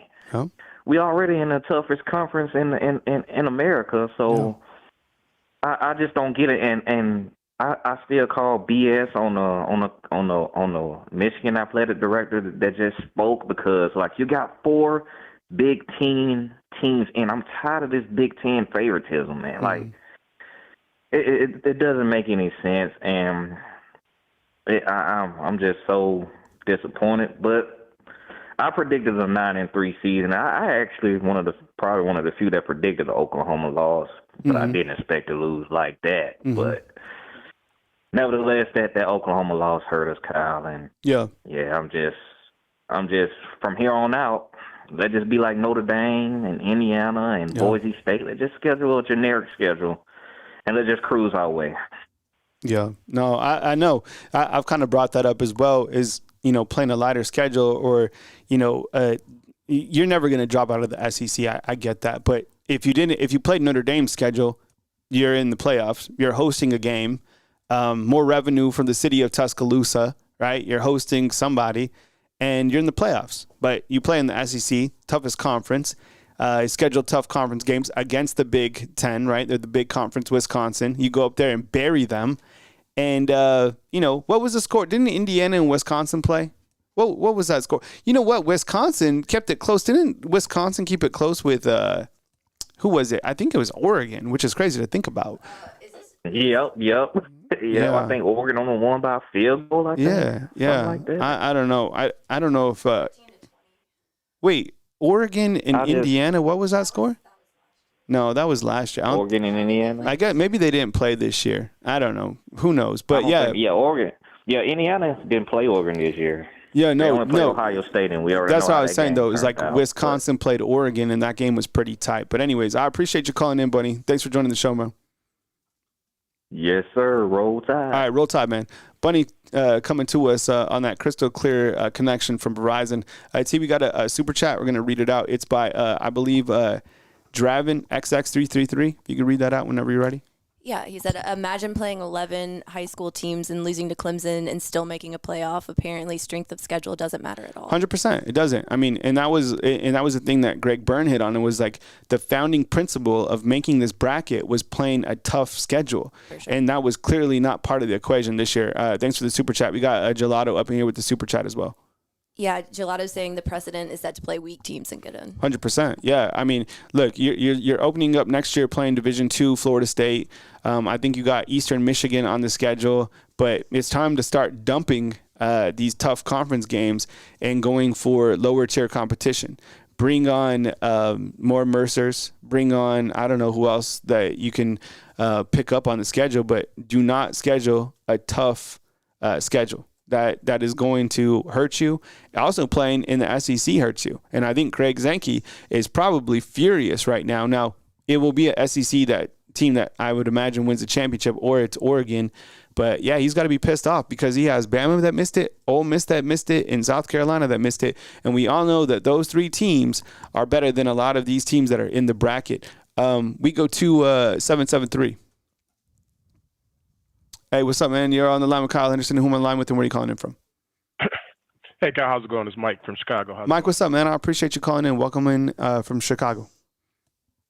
Yeah, I mean, hey, as an Alabama fan, I'm kind of disappointed, but I don't think there was a wrong answer nor a right answer. I mean, we keep saying they were penalized because of strength of schedule. Yeah. Well, it wasn't because they lost to Georgia and Tennessee. They lost to Oklahoma, Vanderbilt, teams they should have beat. So to sit back and say, oh, we went out and got a strong strength of schedule, and our schedule is we beat the big guys, we just didn't beat the little guys. So if we beat the little guys, we're in.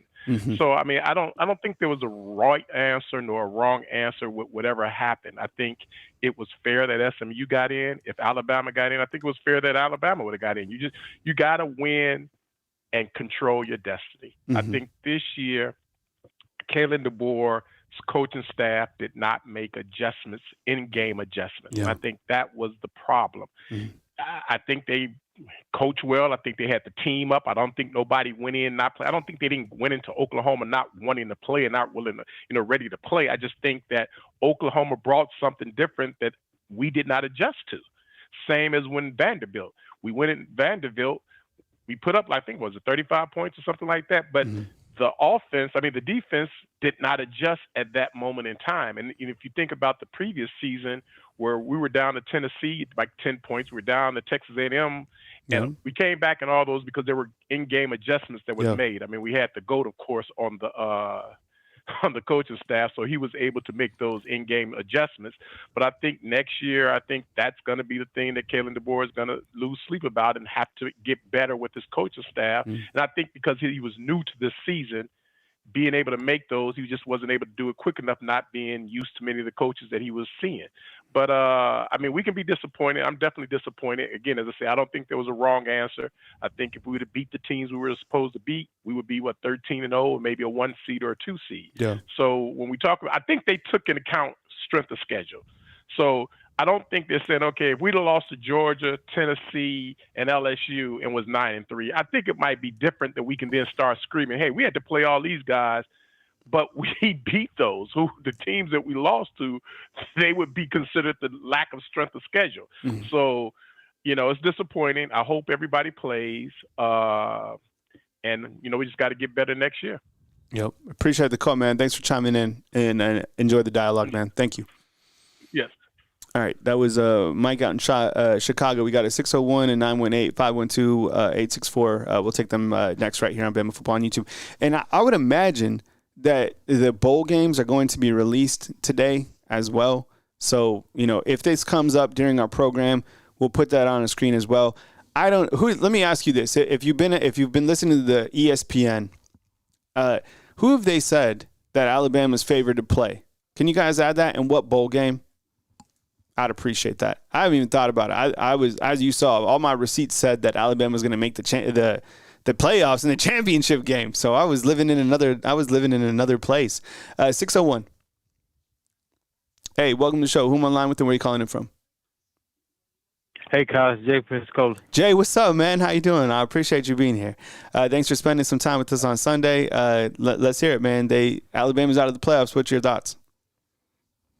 I'm hella disappointed, Kyle. Yeah. I was in the shower listening to the whole show until it came on. I got a shower. I was pissed the whole time. I ain't even want to draw. I was sitting here naked drying the dishes. I'm pissed. I was pissed. And I'm like, the first thing I said, I guess strict schedule don't matter. Mm-hmm. And which apparently does not. And I agree with everybody else who said before me, schedule cupcake teams and get in. I mean, this point forward. I mean, why play tough teams? But I mean, we do have us to blame. We did lose to Oklahoma. Yeah. I feel like the Vanderbilt loss was different. Yeah, me too. Came with it. Yeah, me too. Oklahoma loss was just pathetic. Yeah. That was pathetic. Yeah. And Tennessee loss, I feel like that was pathetic. Mm-hmm. In my opinion, the Tennessee and the Oklahoma was pathetic. Vanderbilt came with it, and we didn't prepare for Vanderbilt. That's the only knowledgeable loss that I can say we got. I'm done with that. I ain't gonna lie. I'm done with that. But I got two things for you, Kyle. Yeah.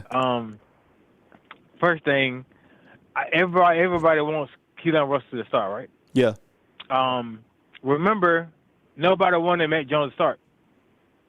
And remember the season that Mac Jones had. So I do feel like Ty Simpson can have a Mac Jones season next year. Mm-hmm. In my opinion. Yeah. No. I've been thinking about that too. I mean, we've had this. It happens every once in a while where you have a 5-star come in and you have a guy who's been sitting here. The perfect example is Mac Jones sitting on the bench and then coming in, and I swear there was like, don't start him, he can't do it. But the thing was, you know what? But we could see the exact same thing happen because it was the year that I believe, I guess it was Tua didn't play in the Citrus Bowl. And it was Mac Jones that played in the Citrus Bowl against Michigan. And it was Alabama under Mac Jones that won the Citrus Bowl. And we're like, oh, he looks kind of nice. And then he came back. So that exact same thing could happen with Ty Simpson starting in the bowl game if Jalen Miller doesn't play, get a little taste of him. And they're still ranking these poor teams at the back end. Why are they doing this? Memphis is 25, UNLV 24. Why are they ranking these teams at the back end? I ain't gonna watch this. All right, man. I turned this stuff off. I think one more thing, Kyle. Yeah. I feel like we need to give Jeremy Bernard appreciation. Yeah. I feel like Jeremy Bernard is John Mechie. Yeah. In my opinion. Jeremy Bernard, he's a hell of a player. I just don't know if he's gonna come back or not. I hope he does. I mean, we need And as of the last part of the season, John Bernard has been the anchor of the offense. Mm-hmm. And he's been playing better than Ryan Reeves, in my opinion. These past couple games. Yeah. Well, that's how I got Kyle. All right, man. I appreciate you chiming in. All right, man. Thank you so much. All right, Jay out in Pensacola. We got a couple super chats. We got Gelato round 2. T? Gelato is saying people got to understand that people set up their schedule just to beat Bama. The SEC is like the NFL. Average teams can beat you, especially when you go on the road. That's a good point. Yeah, good point. I mean, SEC is a dogfight. Jarvis in with the super chat, T. Let me find Jarvis. He says Western Kentucky also made it to their conference championship game. Oh, that was earlier.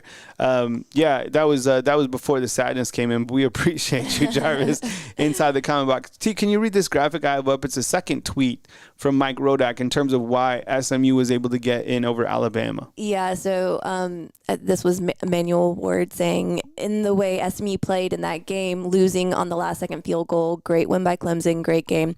We just felt in this particular case, SMU still had the nod at 10 above Alabama, but it's no disrespect to Alabama's strength of schedule. Oh, and then my computer just shut off. And it's saying it's just merely looking at the entire body of work of both teams. Yeah, the entire body of work, Mr. Manuel, is the fact that they played in a conference that and played in a schedule that was less tier. I mean, beating they would not have survived in the SEC. And that's not the fault of SMU. That's not the fault of anybody other than the fault of the college football playoff selection process. Is that these people in the committee, they have to come up with the best 12 teams based off the criteria to make sure that the Big 12's happy, that the group of 5 is happy, right? So they have to do that based off those parameters. But I mean, it's a broken system. It won't last for long because the teams from the SEC, they carry so much weight, and 3 teams from the SEC should have been in that they're not in. So you move on. But yeah, this system won't last. I mean, this will be the last time you have Arizona State as a quarterfinal team. I love their coach, Boise State. Look, I love their running back. But I mean, 3 teams from the West Coast and buys in the quarterfinals. Yo, this isn't real college football, and we all know that. They're either going to stop the championships or they're going to have to change the way it's done. Well, and also, I mean, you saw Texas. They weren't that thrilled to be landing up at the 5 spot. They got to host Clemson. They do have kind of another bye, as Steve Sarkisian said. But look, they got banged up. That was a war that Texas and Georgia had to play. That was an NFL-type game that they had to play. Anyways, 5 spot. I like where Texas is at, actually, in the bracket too. I think they beat Clemson. I think they beat Arizona State. I think they match up with Oregon, and that's a coin flip game. And I think Georgia gets to the championship, and it's either Oregon or Georgia or Oregon and Texas for the championship. All right, 918. Let's do it. Hey, thanks for calling in. You're on line with Kyle Henderson. Who am I on line with, and we're calling in from? You're on the line with James. Kyle, can you hear me? Yeah, it's a little bit better. We'll give you a shot. You say James? Yeah. All right, James. All right, so what I'm going to say is it's going to be disappointing, especially for Bama fans, but let me lay it like this. We play in a conference that is just that tough.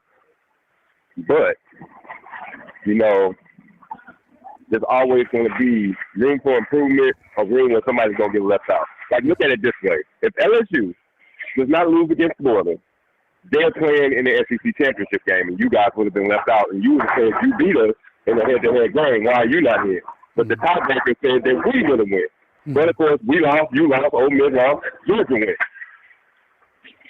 I mean, as a conference, we feel privileged because we played the best football that we should get in. A lot of times that's not true.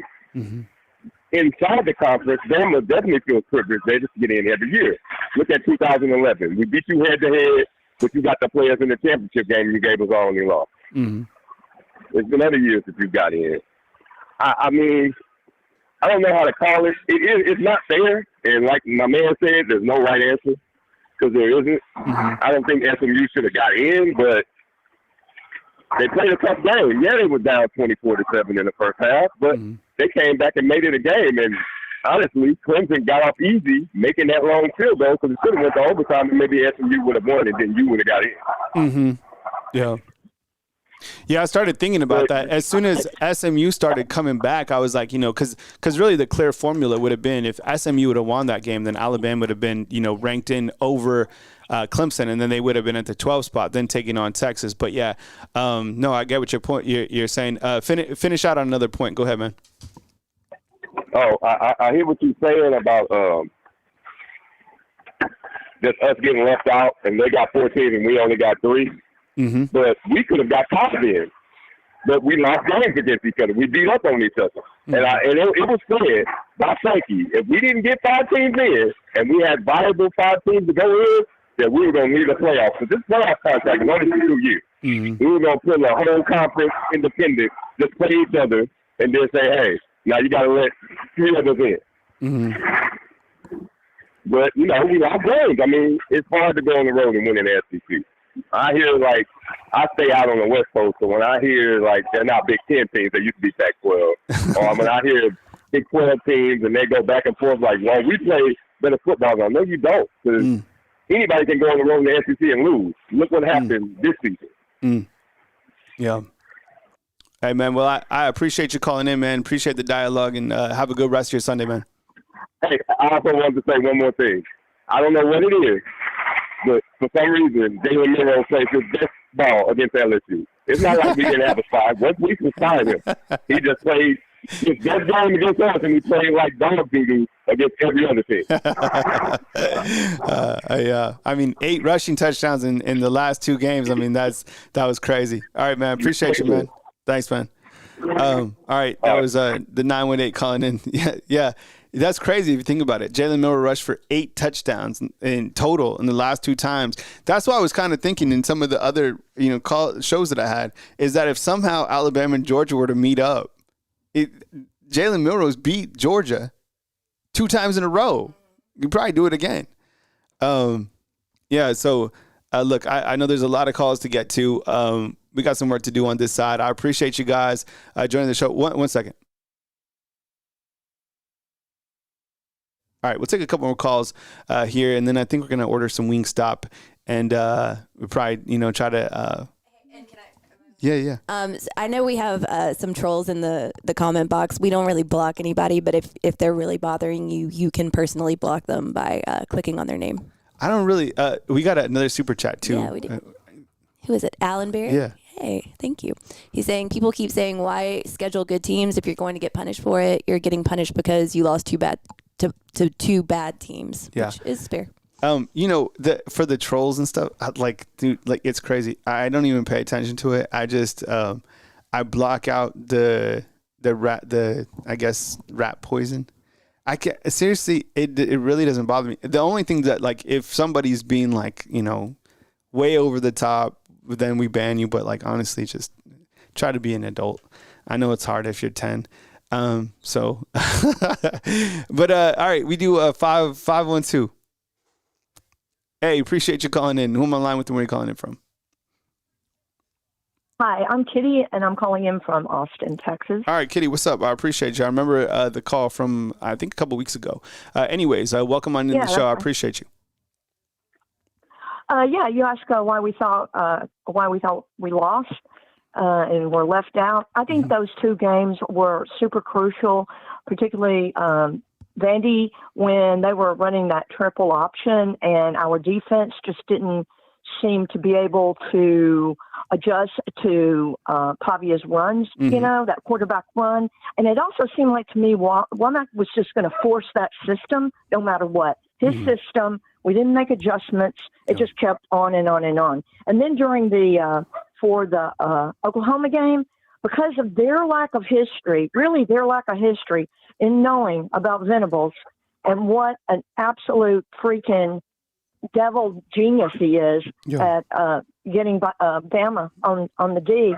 I mean, it was like they just were so surprised because I'd never seen that team look so shell-shocked in all their life. And I really haven't.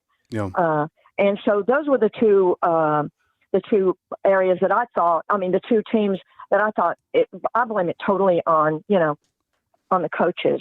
I was on a text chain last night with 2 Longhorn grads and the whole night. And today, their whole attitude about the 12-game playoff, they're new to this, guys. And they were just like, oh, they just made the 12-game playoffs based on what would make the best games. And it looks good to us. Yeah, this seems right. They're not taking into consideration strength of schedule, who our opponents, what their win rate is, and all that. Like Joe Klatt. Go to Joe Klatt. His analysis has us in, and he's absolutely right, as do a lot of other people. And, most of the country is just like that, Kyle. And they hate Alabama because of, the past. So those are kind of my thoughts with all of this. And, I guess next year I just hope that we have a more flexible D, and offense too as well with a new quarterback if we have a new quarterback. It was interesting. Kitty hits on the point about not making adjustments, and I don't think they were absolutely ready at all for what Vanderbilt was bringing to the table. I don't think anybody was, and Vanderbilt put together really the blueprints on how to beat Alabama. And you know who ran that exact same offense was Oklahoma. I'm sure you guys saw that Oklahoma's quarterback Jackson Arnold inside the transfer portal. There wasn't a big difference between him and Pavia. I mean, Pavia threw the football a little bit better, but they were much more physical. And the thing, that's why I listed the Oklahoma game inside the comment boxes. I think that game, Alabama was beat for 4 quarters. Like SMU, they lost last night. They came back, but Alabama, there was like zero chance that they were winning that game against a 6-loss team. I think that, that had to be brought up. I think going forward for Alabama, now I do see positives on the defensive side in terms of forcing turnovers, but I think they've gotten better. Yeah, and I think the secondary's even gotten better, right? We hadn't seen them getting beat over the top like we did. I know they allowed a touchdown over the top against Auburn, but the point is they improved. But I think, time of possession was Alabama's kryptonite. If you could keep the ball away from them and get pressure on Jalen Milroe, that was how he's going to win. All right, Kitty, last thing. Do you think that Jalen Milroe plays in the bowl game? I do. I do. He's kind of a warrior, and I think he's just going to lead us to the end. Yeah, and I'll be happy if he does. He's been a great guy, and let's just let him do it, if he wants to do it. Yeah. All right. I appreciate the call. Thanks for chiming in. I appreciate it. See ya. Sure. All right, bye. I'm reading Mike Rodak expanded on their decision in an article, and apparently Alabama was still ranked number 11 by the committee, but because Clemson number 16 and Arizona State number 12 got in, that pushed us out. Yeah, so they still ranked us number 11, which is interesting. Yeah, I mean, look.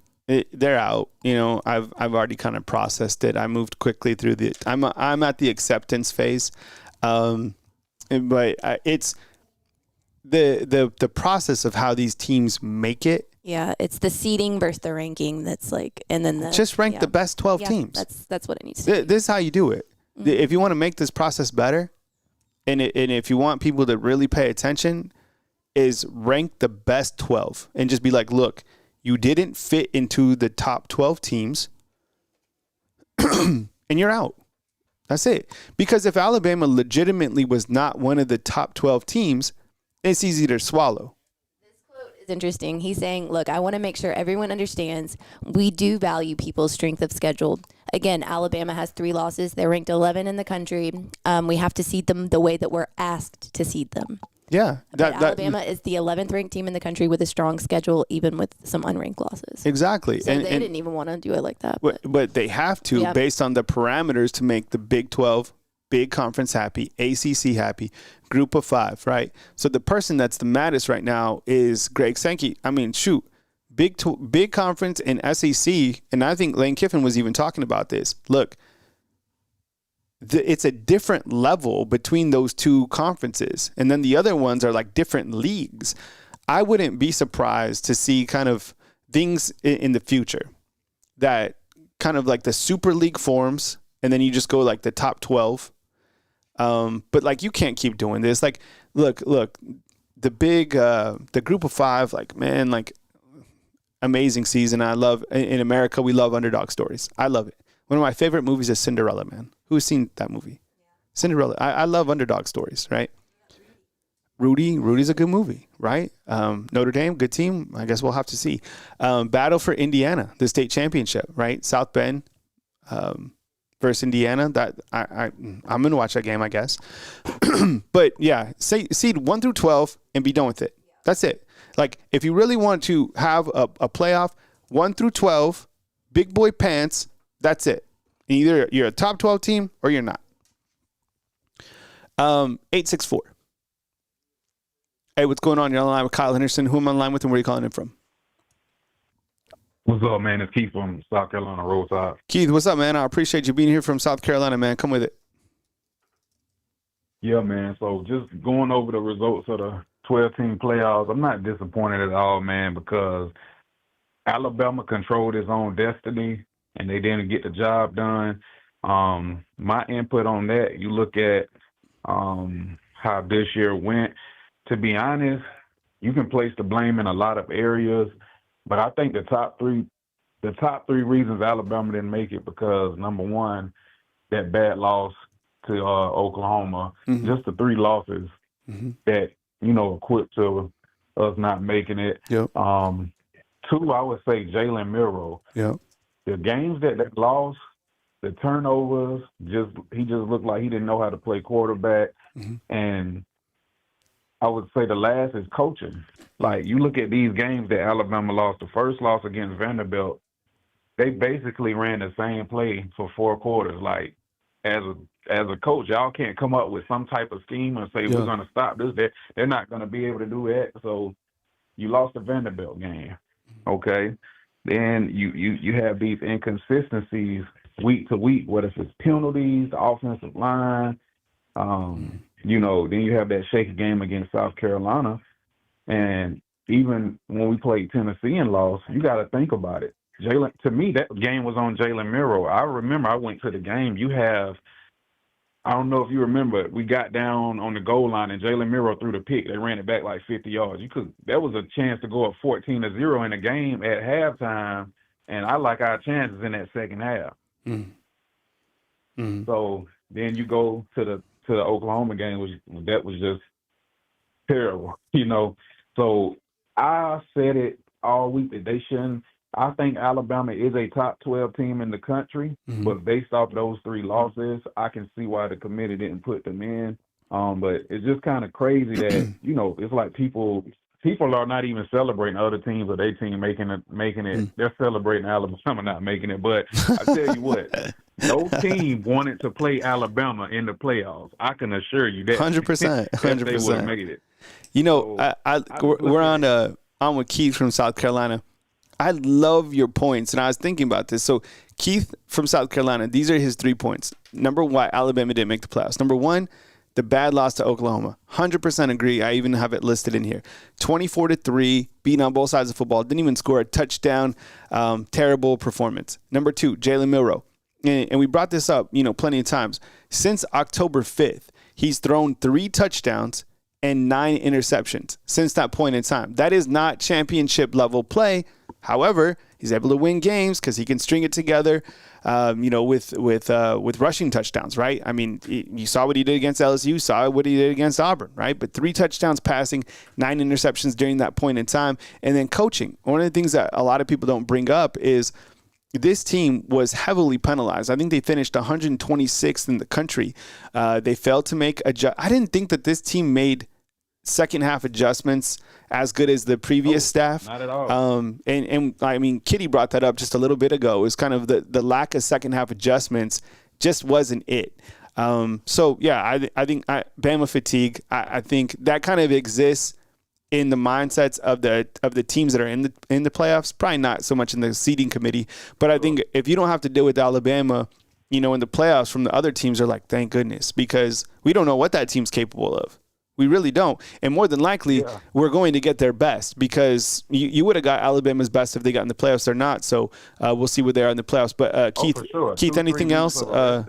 Anything else, Keith, before I move on? Yeah, man. I just was saying, man, I feel like they said, we wanted the top 12 team, especially with this roster. I feel like Kalen DeBoer, he didn't do a good job of coaching in a lot of games. 9-3, it doesn't sound bad, but with the talent that you have, and all of that, like I said, he failed to make a lot of adjustments in games because you can easily say, without these 3 losses, of course, Alabama is the number one team in the country. How they played against Georgia. Yeah. If they follow it up week to week, who is going to beat Alabama? And you look even in the teams now.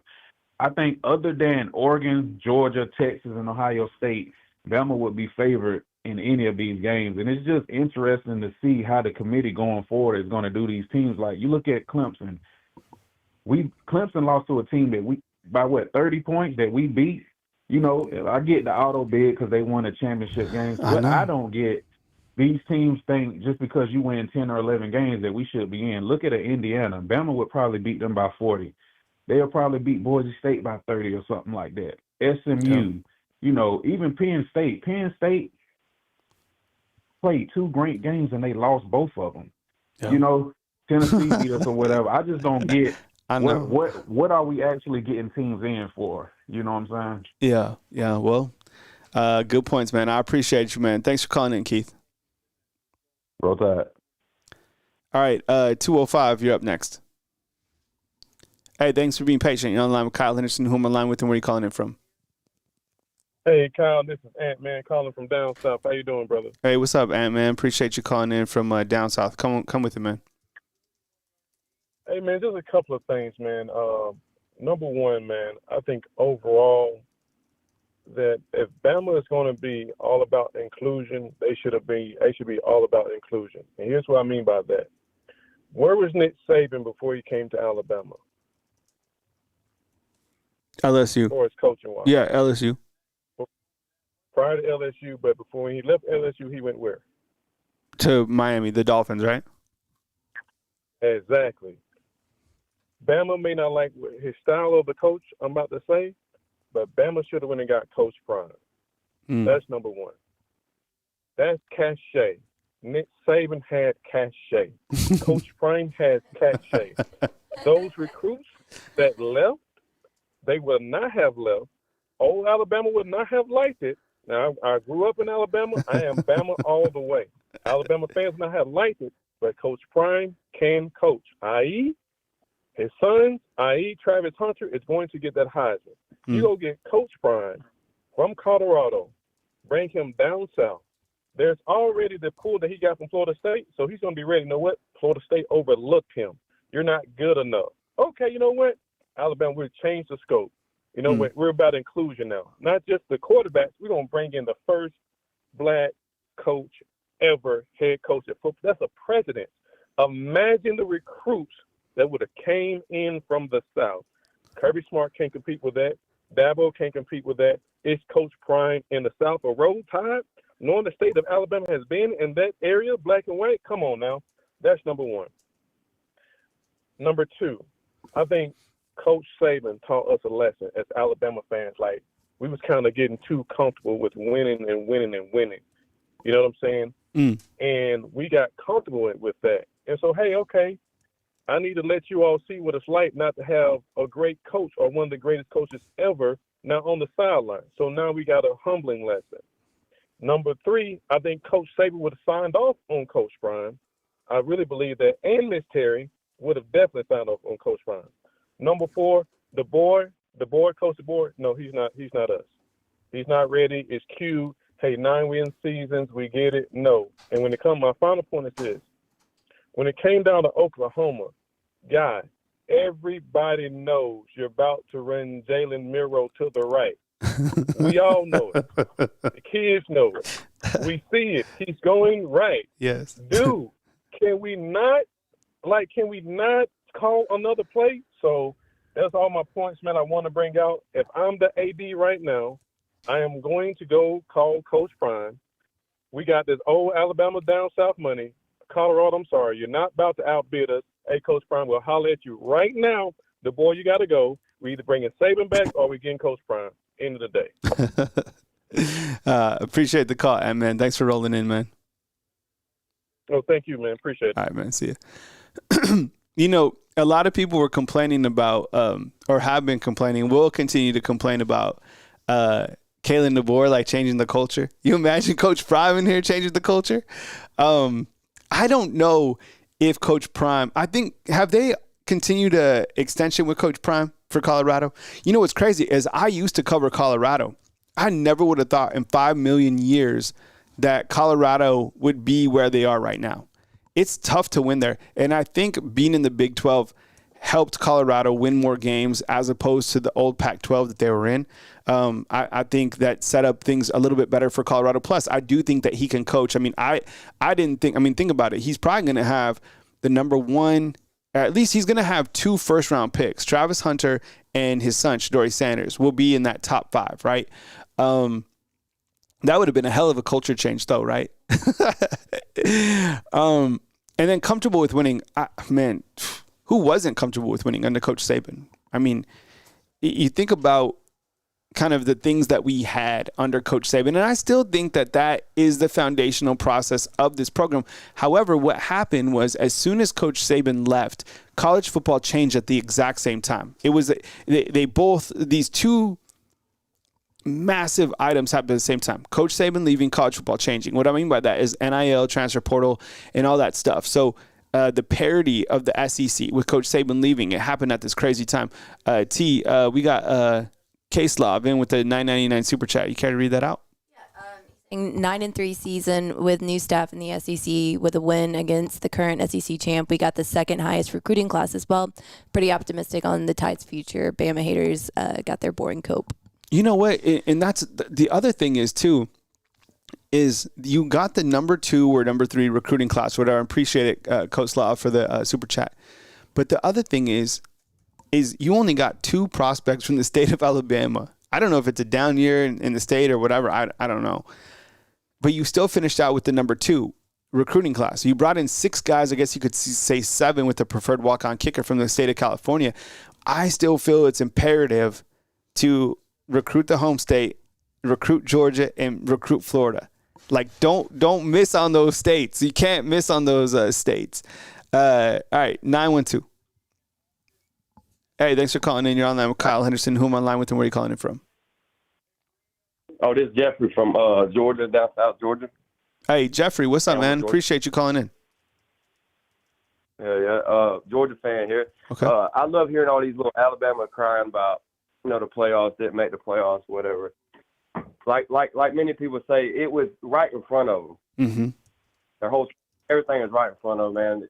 They had plenty of time to do what they needed to do. But anyways, I ain't hearing nobody talking about Georgia doing this. Man, I'm proud of Georgia. Mm-hmm. They better be scared of Georgia. That's what they need to be scared of. Georgia will win the national championship this year. I don't care what nobody says.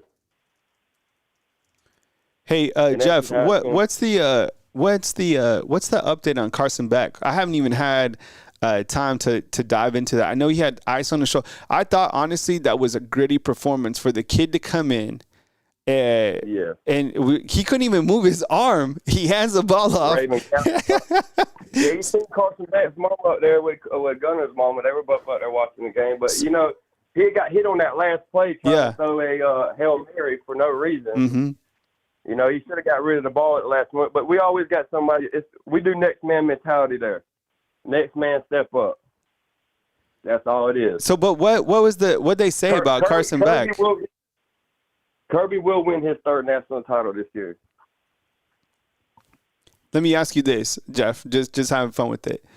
What were you thinking if during the Alabama-Georgia game? Because the second half adjustments by Georgia were amazing, but the fact that Alabama beat Georgia, I mean, that it was like the best team you've ever seen from Alabama, and then for Georgia to come back to be leading that game and then losing, it was like, what were you thinking as a Georgia fan in that game? Well, see, the thing about Alabama is we usually play them in a tough environment. So we play them on the road, in national championship, SEC championship. The only thing is Kalen DeBoer is their head coach, but we're playing Nick Saban's recruits. That's who we're playing. We're playing Nick Saban's team. All kudos to Kalen DeBoer for what he did at Washington, but, he came into a winning SEC team already. But, they lost a few Caleb Downs and all them. Yeah. But when it comes to Georgia and Alabama, yes, that's something that most Georgia fans don't really like to talk about because we've come up a few times short with them. Yeah, that was the thing, and I'm even on receipts saying that if Alabama and Georgia met again, that Alabama would beat Georgia, because it's happened before. Like Milroe, the crazy thing is Milroe is like target number 1 over here, but he's beat Georgia twice, which is absolutely crazy. All right, last thing before I let you go, in terms of how, because I want, this is interesting to me. How do Georgia fans right now view Alabama? Do they feel them more vulnerable under Coach Kalen DeBoer, like not the same Alabama without Nick Saban? Well, no. The thing is like you would say, they bring a whole different. He brings a whole different kind of like scheme to things. He doesn't look at it like Nick Saban does. Like he's more enthusiastic. He's more running up and down the sidelines. With the players. Nick, you know how Nick Saban is. He's real chill. He doesn't really come out of his box much at all. But I will say this. I would want Alabama to be in the playoffs because if they're as good as they say they are, then they should have no problem playing Georgia again. Yeah. All right, Jeffrey, I appreciate the call, man. Good luck to your Bulldogs in the championship, all right, man. Dogs all the way, man. All right, man. See you, buddy. All right. All right. You know what? I do. Wait. Oh, you do? All right, cool. We'll get to that in just a second. You know what? I like Kirby Smart. I do like, because I follow the coaches that have coached under Coach Saban. I feel that he does a really good job, because I kind of viewed him as kind of smug, or I'm not sure how I viewed him, but my appreciation's growing for him more. I think he fights for his team. I think he definitely has like an alpha male approach. He called out basically Greg Sankey last night, which was crazy. The only team that he really has problems with or dealing with is Alabama. Like, not even, I don't know if it's they just played Kalen DeBoer and him, but it's like an Alabama thing or whatever. But besides that, the guy wins big game. To be able to beat that Texas team twice is impressive. All right, we go back to the phone lines at 205. Hey, thanks for being patient. You're online with Kyle Henderson. Who am I online with, and where are you calling in from? Hey, this is Justin from Blunsville. All right, Justin, what's up, man? Appreciate you being here. Hey, appreciate you for having me. Yeah, I just kind of wanted to bring up a point that I think a lot of us Alabama fans have kind of got lost in these past few seasons. And I think we have to look at everything that has transpired in the college football, environment. I think that it started off with the transfer portal, everything being eased in for players leaving when there was 14 playoffs when that got inaugurated, and now with the 12.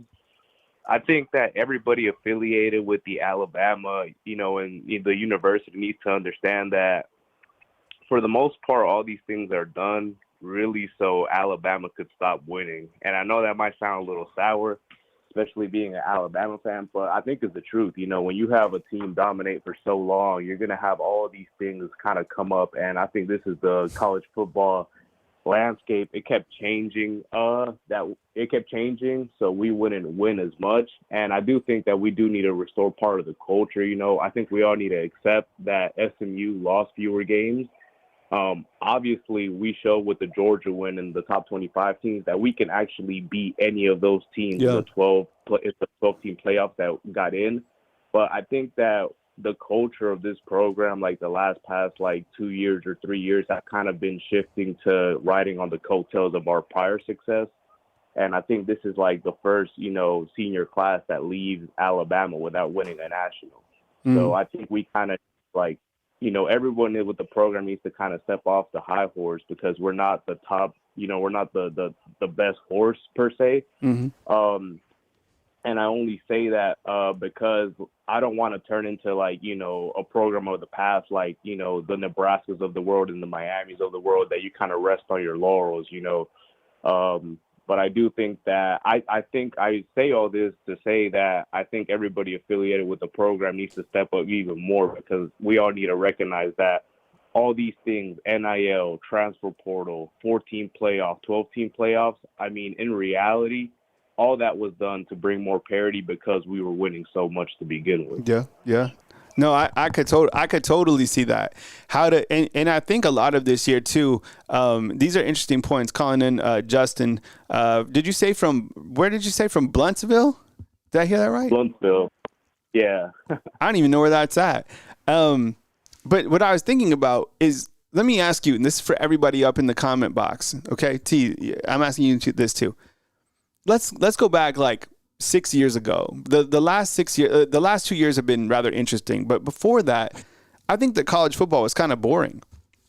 You knew that Alabama was going to be in the Final Four, and it was about who they're going to play in the championship game and if they're going to win or lose that game. I think that college football, like the executives, kind of had to change things up to make things a little bit more spicy. And here we are today, and I would imagine that the ratings for college football are absolutely through the roof because now you have 12 teams. You have, I would imagine more interest. This playoff show that they had right here was heart pounding. And I don't know if it's because you're an Alabama football fan kind of on the bubble or whatever, but they had to change the game to make it more interesting because I think the sport was becoming too predictable and boring.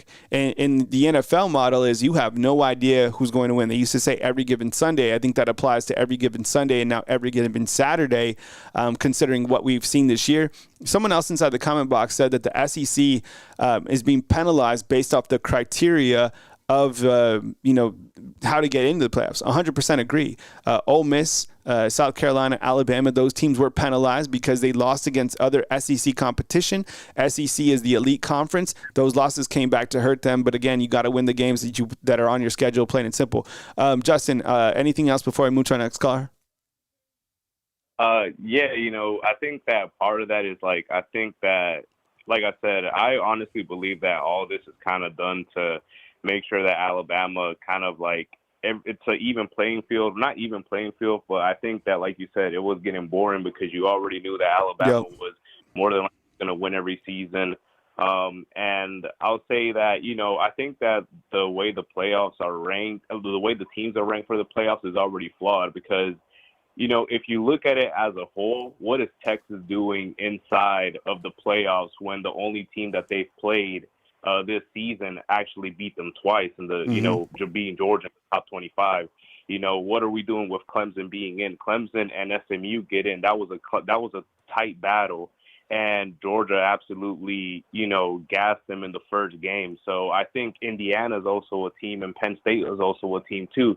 I think it's just like overall, I think that it's very flawed because I think that South Carolina, Ole Miss, and Alabama should probably get in rather than Texas and SMU simply because, they actually played top 25 teams. But like I said, I think that overall for the program, I think that they have to kind of take this and write this down because all this change that happens is because usually there's a dynasty, which there was with the Nick Saban era, and this was all changed. They all knew he was against the transfer portal and NIL. They went ahead and implemented.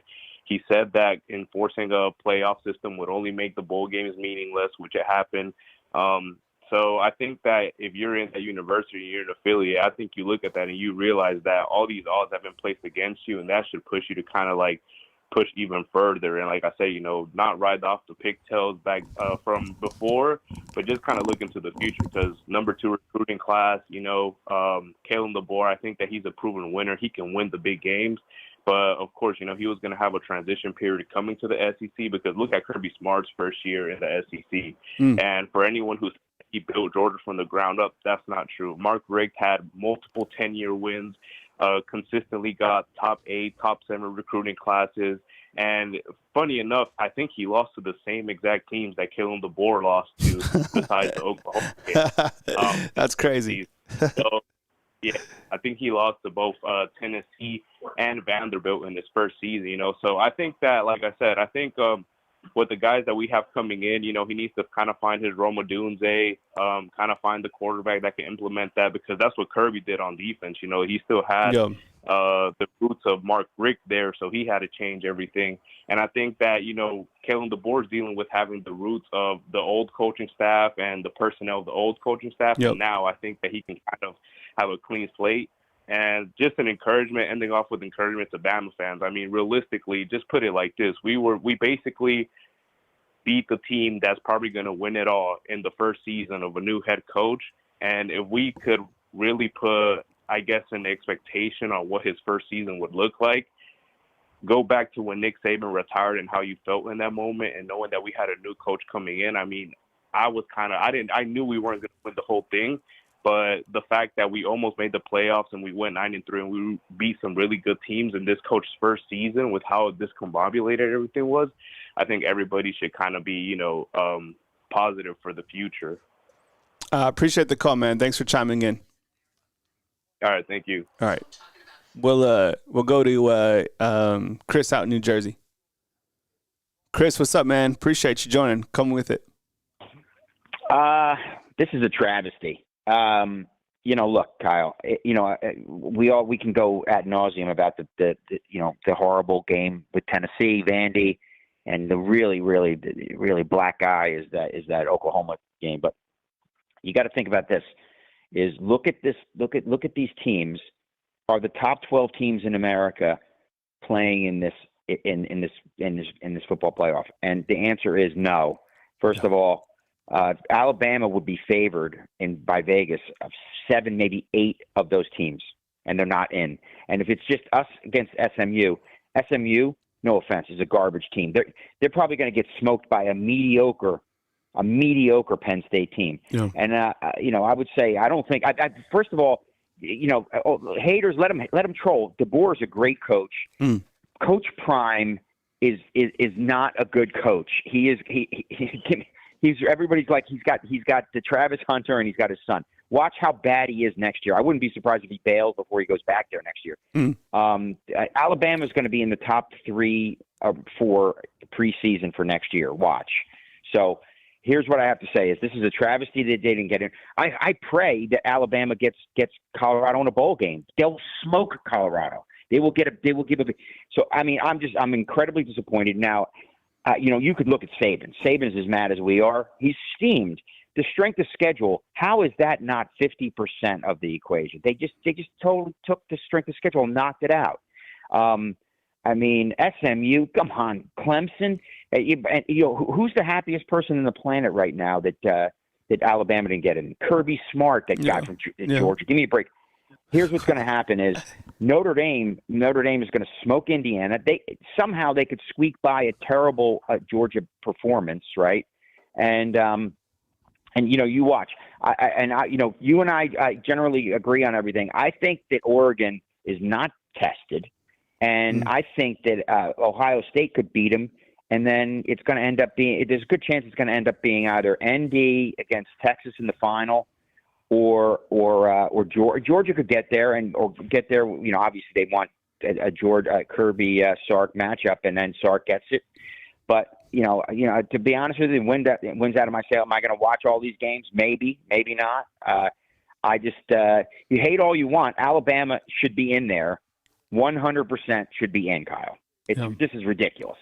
Yeah, and I think I saw that thing, and I was just. I'm just livid, Kyle. Yeah, and the worst part was the fact that Clemson is seated below SMU, a team that they just beat. The worst thing, they could have put Clemson at 11 and put SMU at 12. I don't understand stuff like that. That was really weird. But anything else, Chris? Yeah, Kyle. You know what burns me up is, first of all, that woman from ESPN. She doesn't know shit from Shinola. Oh, pardon my French on a Sunday. Booger McFarland is a punk. I can't stand him. He went to LSU. Why does he hate Alabama? Yeah. He hates us because he ain't us. And the one who disappoints me, and I get it. They're paying him millions of dollars. And he was a great quarterback for us. I loved him as a quarterback. McElroy. He just is like, is he running for office? He just plays so Switzerland. You could see he wants to say something else, but he doesn't. By the way, and Kirk Herbstreit. Oh, give me a break, man. Shouldn't he be in like out mourning the loss of his dog? Man, come on. He hates Alabama too. He had to give us a dig about Oklahoma. Now, I guess we'll let the dust settle, Kyle, and we'll talk about Sheridan. Can Sheridan go in the transfer portal tomorrow? Well, so if you thought today was busy, and tomorrow the transfer portal opens up. So now that Alabama's not playing in the bracket, I would turn on the notifications for tomorrow. So appreciate you. Yeah, Kyle. Listen, I'm going back. I got to go out with my wife to go get a Christmas tree. I'm going to put this out of my mind. Why don't we make some kind of pact between me, you, the undefeated? I mean, not those trolls in there. Go ahead, trolls. We're going to be there. We're going to be right back here next year. But why don't we stop talking about this college football player and let's just turn the subject to the transfer portal tomorrow. I don't want to talk about this stuff anymore. I'm like, ugh. By the way, my wife just sent me a text message. I'm so sorry with a love emoji. That's how bad it is in my house that we didn't get in. All right, brother. All right. Happy Sunday. I'm just sorry for you and us. We're all sorry. Oh, tell T I said congrats on the master's degree. That's a great accomplishment. Thank you. All right, man. All right, brother. Okay. We'll talk this week. All right, man. Roll Tide. See you, buddy. All right. Okay. That was Chris from New Jersey. I wish I could take all your calls. I appreciate it. I've been on for 2 hours and 30 minutes. I got to do some other things. With the channel, I do a lot of the editing. We do all the editing in-house. So we really appreciate you guys all being here today on the College Football Playoff Show, for interacting with us, for calling in to the call online. Busy week ahead. You got the transfer portal, which opens up tomorrow. So stay close. Turn those notifications on. We'll have news as it happens. Look, Alabama didn't make the playoffs. You move forward. You look at the bowl game. There's a lot to discuss going forward.